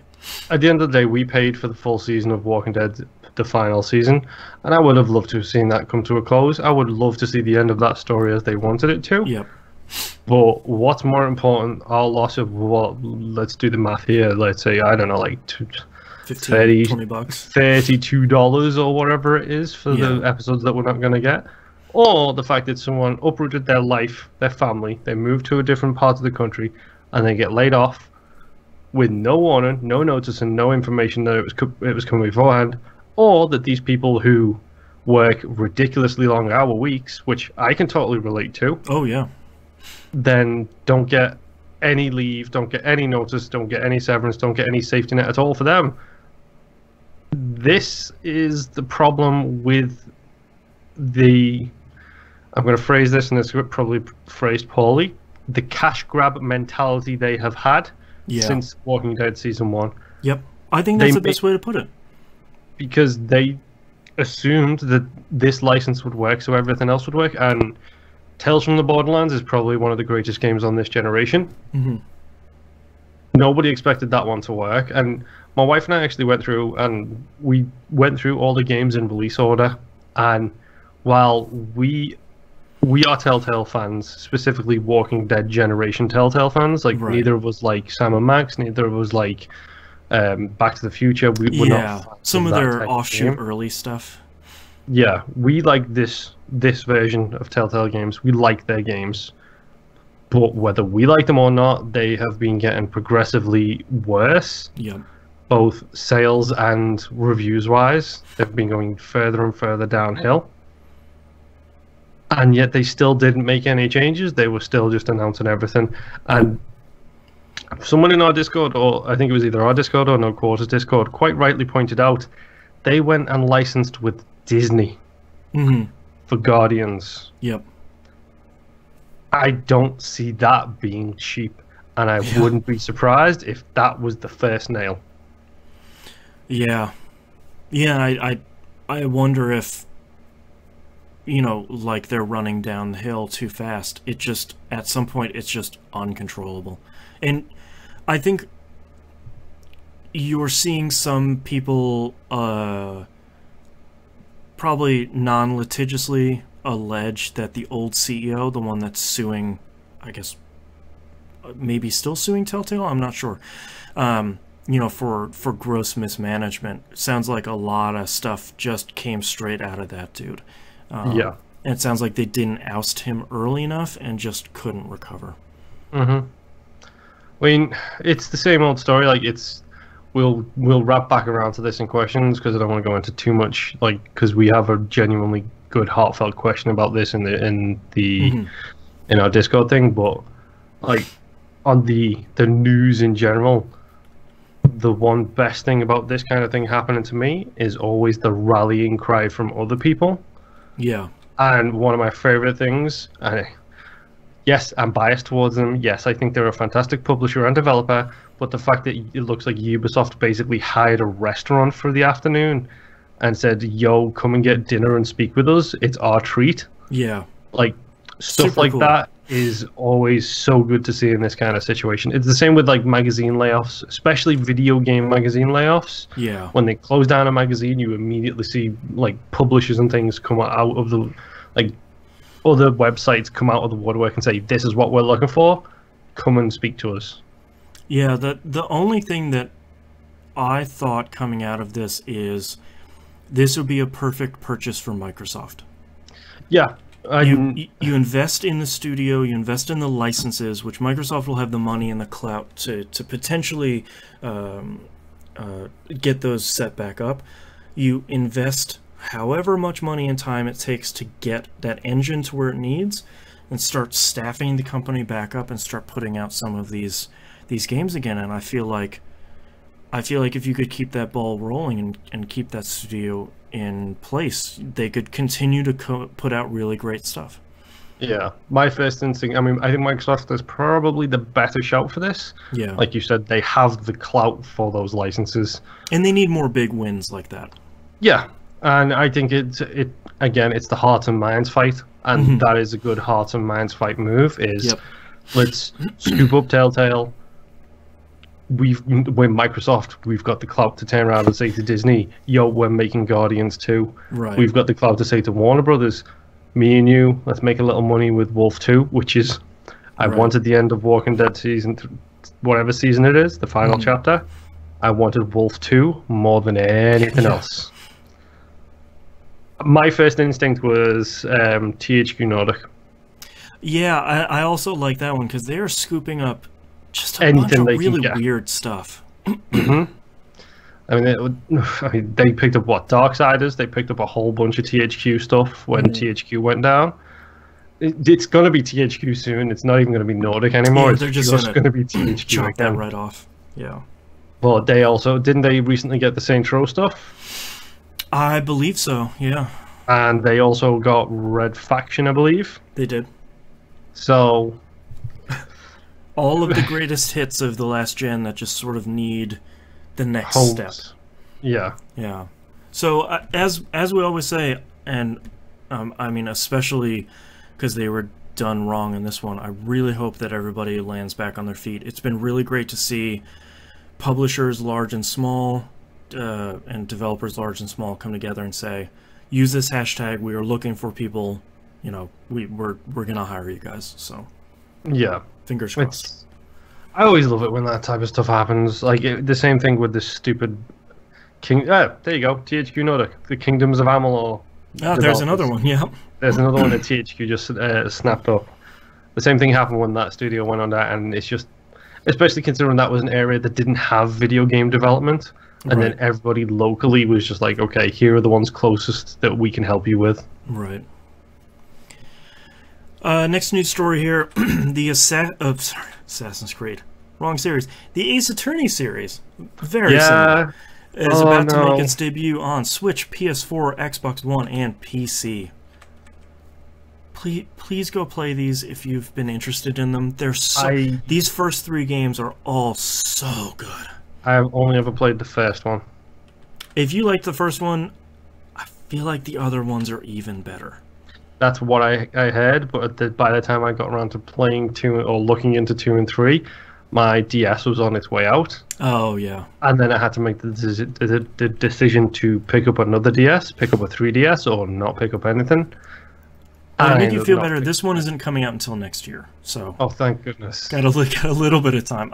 The only thing I hope is they price this right. I think 3 games, $10 a game, $30. Yeah, I feel like if they go for 40, that'll be a really hard sell for some people, because I feel like the games are just old enough. Yeah, 2007. Oh wow, yeah, okay. So a decade old. I feel like 30 is probably a no-brainer, and I feel like 20 is a slam dunk. Like that's just people are just picking it up for no reason. Yeah, like this guy. If you put that thing out for $15, $20, $25, yeah, I'll have it installed eventually when I get the space for it. Yeah, exactly. Next news story, another bummer one. Sony has announced that the PS Vita manufacture and shipping ends in 2019. So do I need to get a Vita? Man, I don't know. I feel like this is another one of those stories where it's sort of like, yeah. Well, yeah. Like when was the last time they talked about the Vita on an E3 press conference? Was it 3 years ago? 3 years ago, probably anything out of a sizzle reel, yeah. 2 years ago, probably had a sizzle reel, but that was like a 1 minute, like, there's the Vita. Here you go. Good luck. But it's sort of... I'm surprised the Vita has, hung on for so long. Come on, it did the exact same thing that the PSP did. It did the exact same thing that the Zune did, which is they have their fans, their die-hard fans, who quite rightly point out all of the positives for that platform. Right. But it doesn't get picked up by the mainstream, and as much hearts and minds fighting as you want to do, only so many people are going to go out and buy a Vita or a PSP or a Zune based on recommendations. Well, and the Vita was actually still going really strong, both in Japan and North America, for visual novels. There are a ton of them. We just don't cover them. There's a ton of them. Usually 1 or 2 coming out a month. That's just for the Vita, and it's a Japanese visual novel. Go ahead. I was just going to say I can't help but think that the developers behind the visual novels, the issues they're going to run into now is the Vita screen is incredible. Yeah, it's a perfect place for that kind of thing. Are those things going to sell as well on the Switch? They already are. Okay, then in that case I don't feel too bad, because if they're already on the Switch and selling well, then that's fine. They've found their new home that's not the colossal pile of hay that's the same size as this planet that is Steam is. Well, and don't forget, visual novels can't really come out on Steam anymore. So everything else can, but visual novels can't. Yeah, except for a book. I'd also like to remind everyone the one single thing that killed the Vita and prevented it from ever becoming a runaway success: the memory cards. Yep, same thing that killed the PSP, the UMD. Yep, the thing that the Switch did it right by allowing you to just put a standard SD card. You see those things on sale everywhere all the time. That will make the Switch succeed. PS Vita memory cards still are the same price as when the Vita launched. Yep, shocker, because they don't make enough of them to reduce the cost. Yep. It's literally that simple. The manufacturing pipeline does not get... SanDisk doesn't make Vita cards, so like... Exactly. Which, can we just talk about the irony, by the way, of the PSP's memory name? The UMD. The Universal Media Disc. Yeah. That it only works on one platform. What a weird format. So, also, thankfully, Sony has not announced a successor. Please don't. It's not going to happen. Enough. I'd love it to happen. You have the Switch out there, you're not going to beat the Switch. Dude, PlayStation 5 announcement. It's the Vita 2. It's a PlayStation 4 in your hands. I mean, if they want to go that route, I feel like that is something they could probably sell. The power of the PS4 remote, you know, like that's an easier sell, and you could stick it to Nintendo and say like, well, you know, our console runs all games 1080p mobile, you know, that sort of thing. But yeah, I feel like Sony and Microsoft are digging in to the 4K trench as opposed to games running everywhere trench. I don't even feel like Sony are digging into that trench. I feel like they're saying it, and the Pro just can't always get there. I feel bad saying this. It feels like... I don't know if this will be considered a curse word, so you might want to get your pen ready for a time jot down here. Right here. I feel like Sony has half-arsed it the same way they have with everything else. They want to be 4K, but not quite, just not they quite want to there. get the hardware out first instead of get it powerful. They want to be portable, but then they want to do VR. It's just all a little bit short. Yep.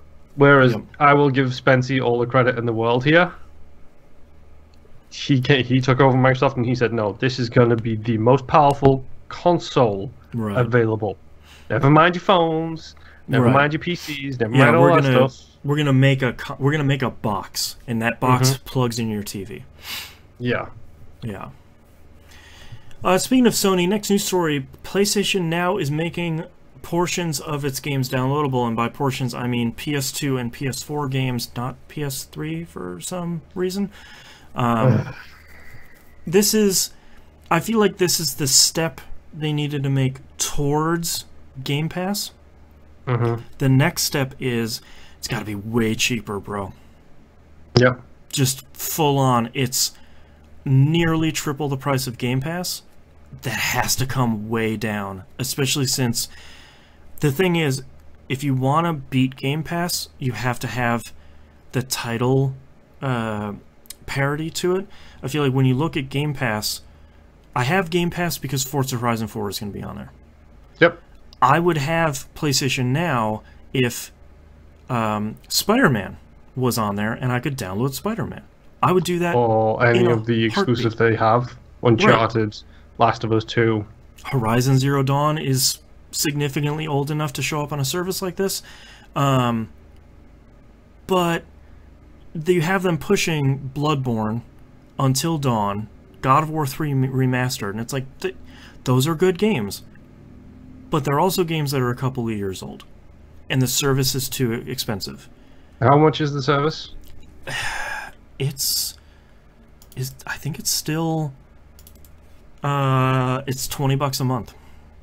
Okay, so for $20 a month, you could probably go to any game store and pick up physical copies of those 3 games for that amount. Yep. It's just like... This is a discussion I had on Twitter today someone was torn between Red Dead Redemption 2 and Forza Horizon 4. My response was, pick up Red Dead, and if you can if you can swing $10, get Game Pass for a month, and then see if you want to drop to 60, or just keep Game Pass going. Because even if you drop the same amount of money on Game Pass for Forza Horizon 4, if you know what you're going in for, you know you're interested in the game, and you don't want the huge stupid collector's edition. Hi Mackie, how are you doing? If you know you're going to spend $60 on that game, get 6 months of Game Pass. You will get that value out of that game and everything else. It's what I did with Sea of Thieves, and that's why I still have Game Pass to this day. Is you have 125 other games. The value is so high right now for Game Pass. It's unbelievable. I honestly cannot understand how they are getting away with it. And yes, I understand that games go in and out of the cycles, so on and so forth. That's always going to happen. Yeah. When Vermintide 2 gets bumped out of Game Pass, guess who's going to buy it? Me, because it's on Game Pass right now. I think that's the thing that Sony... They have to make a huge play to beat Microsoft in this specific instance, because you look at Game Pass and you look at all the games available and you look at the price and you're like, that's not right. It's almost like you think the like your intro plan for your internet plan here in the US, where it's like, that's a really great price, and it's like, yeah, but after a year it like triples in price. And it's for Game Pass, it's like, no man, you still get these great games for virtually nothing, as much as you're paying for Netflix, but you get games. That's too good of a deal, but it's real. It's 2 regular coffees or 1 fancy coffee from Starbucks equals Game Pass for a month. Yeah. So I don't know. Microsoft, keep doing it, doing great with Game Pass. Sony, step it up. You're moving in the right direction. Move faster and cheaper. Honestly, I think I realize it's going to probably sound kind of stupid, but they're offering the streaming service. I'm correct. Yes. Their answer to backwards compatibility is this streaming service. Their answer to Game Pass is the same service. Right. As far as I'm concerned, the only way you're beating Game Pass is by allowing that stuff to be installed and running off the thing and making it cheaper. Right. Yeah, because with them doing the downloadable games, that's a great first step, but still having it at $20 a month for a catalog that's not that big and not that recent, that's the other half of the equation that they're missing. Yeah. Yeah. I love Final Fantasy VIII. I don't want to go and play it today. Right. I want it remastered and re-released today. Final Fantasy Collection game. Well, and like for Bloodborne specifically, sure, I could get PlayStation PS Now and download Bloodborne, or I could just go get a disc of it for probably $10. Which is half the price of, it's the math doesn't work out. The math works out with Game Pass, because I'm gonna be able to play Forza Horizon 4 for $10. Yeah, and that's a steal.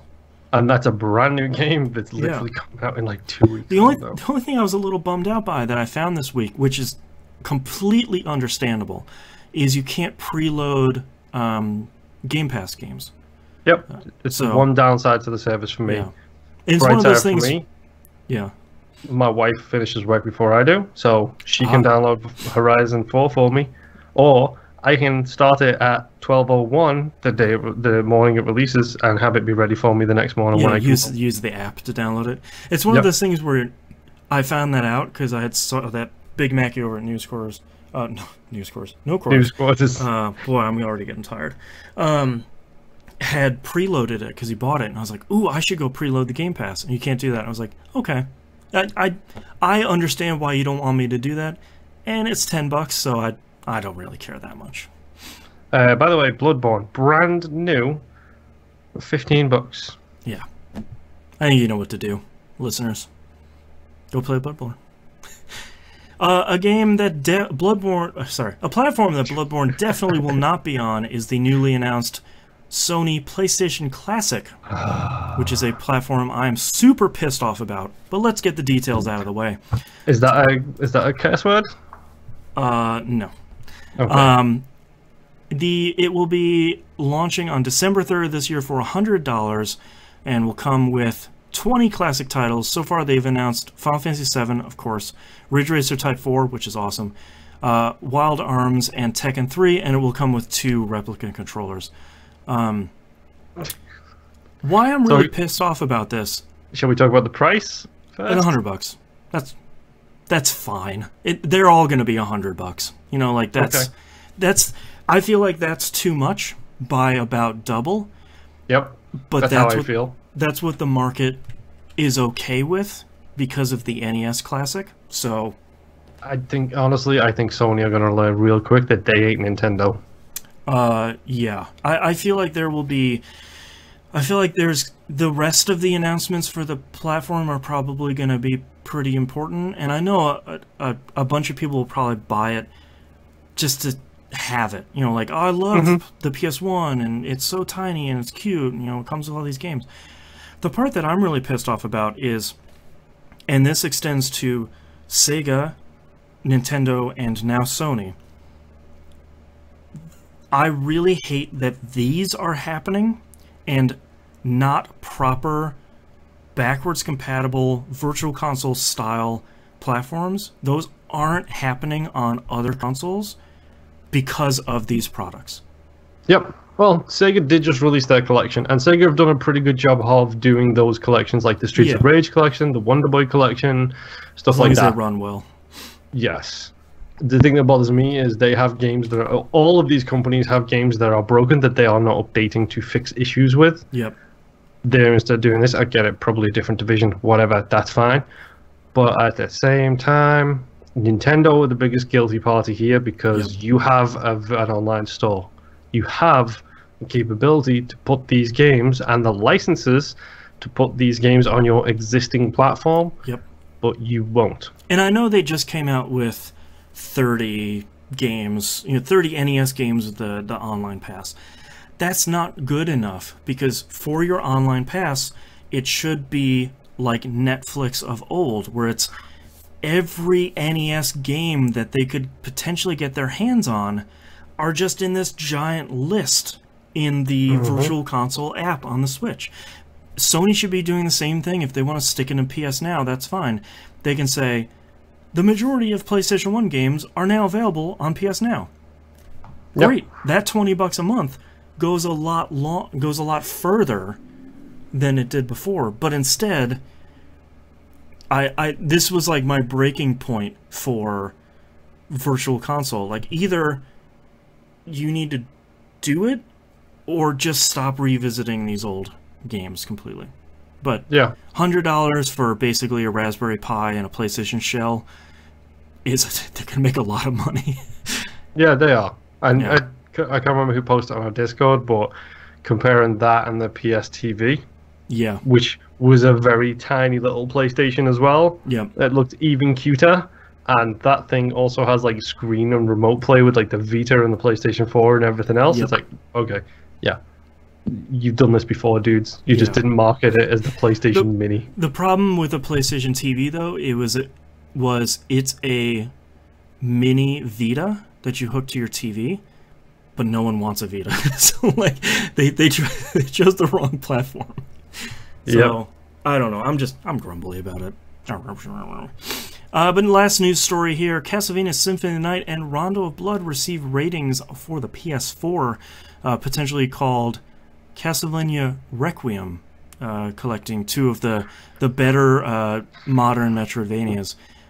So, my first instinct when I read this news story was, oh hey, what do you think the odds are that these happen to get released the same week Bloodstained does? Oh man, that would be so good! Because it's a very Konami move. And you know it's a very Konami move. Yep. Konami could even market it as, play the best originals. Symphony of the Night and Rondo of Blood. They would do it just to stiff it to that poor guy with his cape and his whip. Honestly, if I was in Konami's place, I'd probably do it too. Oh, from a business sense, yes, do it. Release them that literally get the release date for Bloodstained and drop them that week. Yep. You just have them ready to push the button whenever Bloodstained releases. Yeah. My only hope is I hope it comes out on everything. It'd be nice to see Symphony of the Night have a PC release for once. It would be nice to have both of these games on Xbox One. It'd be really nice to have Symphony of the Night on Switch because, like Binding of Isaac, like Risk of Rain, be one of those great games to just have on your Switch, play once a year, that sort of thing. So, yep. Those jerks. Putting it out again. Yep. Hey, look on the bright side. At least you now have another way to play it in the future for your annual playthrough of Symphony. It's true. Have you played it so far this year? I was just wondering that. I think I did, but I didn't do a full 207% run. I think I just did like, I'm going to screw around with it for an hour, that sort of thing. Yeah. I should get into that. Maybe on the Switch. Let's move on to questions. Damien M. sent us an email titled, Spider-Man of War, Become the Horizon. And Damien asks, can we safely say now that Microsoft has lost this console generation? No. I feel like, I guess the short answer is no, but also I feel like this generation is starting to feel like it's going to be pretty long too, because we got the second iteration of both consoles. I feel like Microsoft has a lot of ground to cover with exclusives and single-player games and stuff like that, but like we were talking about with Game Pass, that's a huge benefit in their side of the court. Yeah, and to be honest, I don't think you can say that anybody's won a generation until the generation is done. Like I don't know that last gen though. Nope. Sony came back at the end, but Microsoft stomped them the whole time. Yeah, that's exactly the point. Is Microsoft was so far ahead that Sony was like a marathon runner's distance away. But at the end of that generation, Sony came back with The Last of Us, the Uncharted games, all of these really big hits. And at the end, you look at the numbers for the PS3 and the 360, and they weren't that far away. And I would say the only reason why the 360 won that generation is because look at what both consoles brought forward into the next generation. Yeah. The PS4 was essentially a 360 but more powerful. Yep. That should tell you who won the generation before, but at the same time, I'm a 360 boy. I'm a 360 guy. I wasn't on the PlayStation platform for that generation, but I can't tell you that Microsoft definitively won it. I can say they probably edged it out by the end. Yeah. But Sony came back with a big, headstrong attitude in the end of it, and that seems to be the way Microsoft is going with this. I still constrain that Microsoft won for so long because of Gears 1, the very first Gears game. That was... It was a game changer. It was literally like Grand Theft Auto 3 when it came out, where it's like, oh, okay, I have to get this game, and I have to get this platform because it's the only one that's on there, and I have to play it with my friends. Cool, I'm going to be doing all of that. Yep. And Sony just didn't have that. No. So I don't think Sony had it early enough. No, and Sony... They had it, but it was at the end. Sony had the... I hate The Last of Us. I know people love it. They crapped that out at the end of the generation, and that sold really well for them. But, like, and the Uncharted games are... They're fine. They're not... I'll still say gameplay-wise, they're not really that great. But they had enough games that were good enough for long enough that, and the God of War games were not really great on PS3, but if you're like me and you love JRPGs, they didn't come out there either. Sony's always had your back for that kind of stuff. Sony had the advantage of uncompressed FMVs on the PS3, and that was really about it. So, yep. Poor PS3. That could have been such a great console had Sony not just made it wrong. Yep. And then just been a jerk about it. But we've talked about Sony being a jerk for a long time. Next email is from Martin S. entitled Gamer Tags, says, "Hey, love the show." Thank you. You've probably been asked this before, but how did you both come up with your gamer tags? I feel like we haven't been asked that in a couple of years. Not in a long time. I don't think I've ever been asked. Probably not, so I'll start with you. Mine's a dumb story. Okay. Mine's a dumb story that is an insult from me in high school. I went to a high school of less than exceptional students. It was basically the high school that all the other kids who get expelled get sent to that high school. Oh, okay. That's the type of school I went to, and their solution when I knew every answer in class, when I was always doing my homework and getting everything right, their answer to that was to call me Dr. Moonhead, because my head was so big it was as big as the moon, because I knew everything was all the time. And through a very long series of events involving variations of that name, that turned into, it used to be Moonie, M-O-O-N-I-E. And then a girlfriend at the time and a very good friend of mine, we were talking backwards and forth, and she accidentally typoed it M-O-O-N-P-I-R. And it became this whole huge joke about the first Russian in space. Yes, I do know who it is. You don't need to correct me on that. Right. How it sounded like a Russian name, and this backwards and forth. And this joke just went on for like 6 months. And then I took an extended vacation from the internet. This was back before you needed the internet to give when you an you idea. could just leave. Yes. And then when I came back, all of my accounts and usernames and everything like that, I had somehow managed to forget the password for every single one of them. And this was the time when you lost a password, that account was gone. You couldn't recover it. Like, it was completely gone. Yep. So I ended up thinking, well, what new name can I use? And this name stuck with me, like, for this a 6-month, year-long joke stuck with me. And then from that point on, I became Moonpia. And the reason why I stuck with me for so long is because, generally speaking, when I sign up for a site, it's never taken. Well, right. If I jump up on, if I went to Twitter, it wasn't taken. Yahoo, not taken. Gmail, not taken. MySpace not taken. Everywhere I've ever gone, my Skype is Moonpia. Right. Because it's not taken. Right. Chances are, if you look for that name, it's probably me in one form or another. Right. So mine is sort of a weird story. Are we doing Johnston or Boston? Johnston. So, well, that's a good question.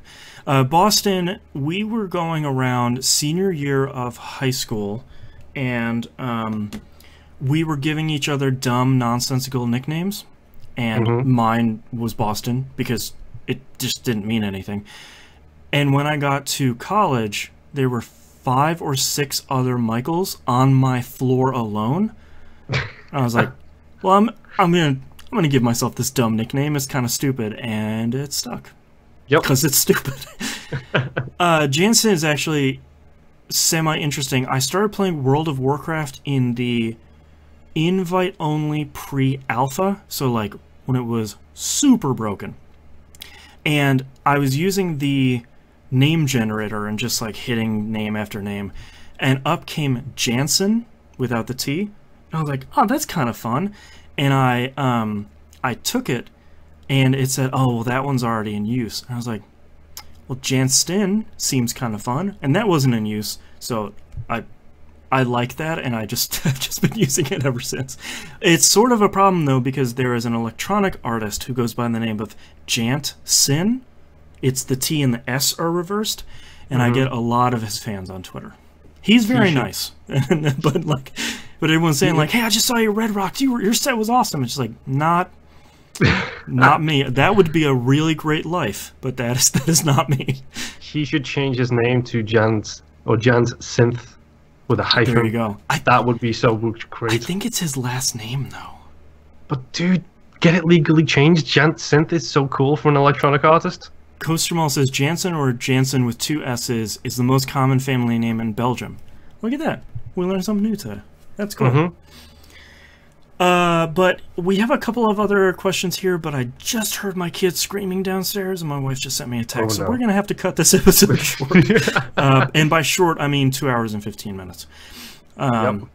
If you'd like to visit us, you can do so at tvgp.tv. Everywhere to find and follow us is on the right-hand side of the page, patreon.com/E1M1. The ones are numbers. Almost did that in a full single breath. Game Club Game 2064, Read-Only Memories. Don't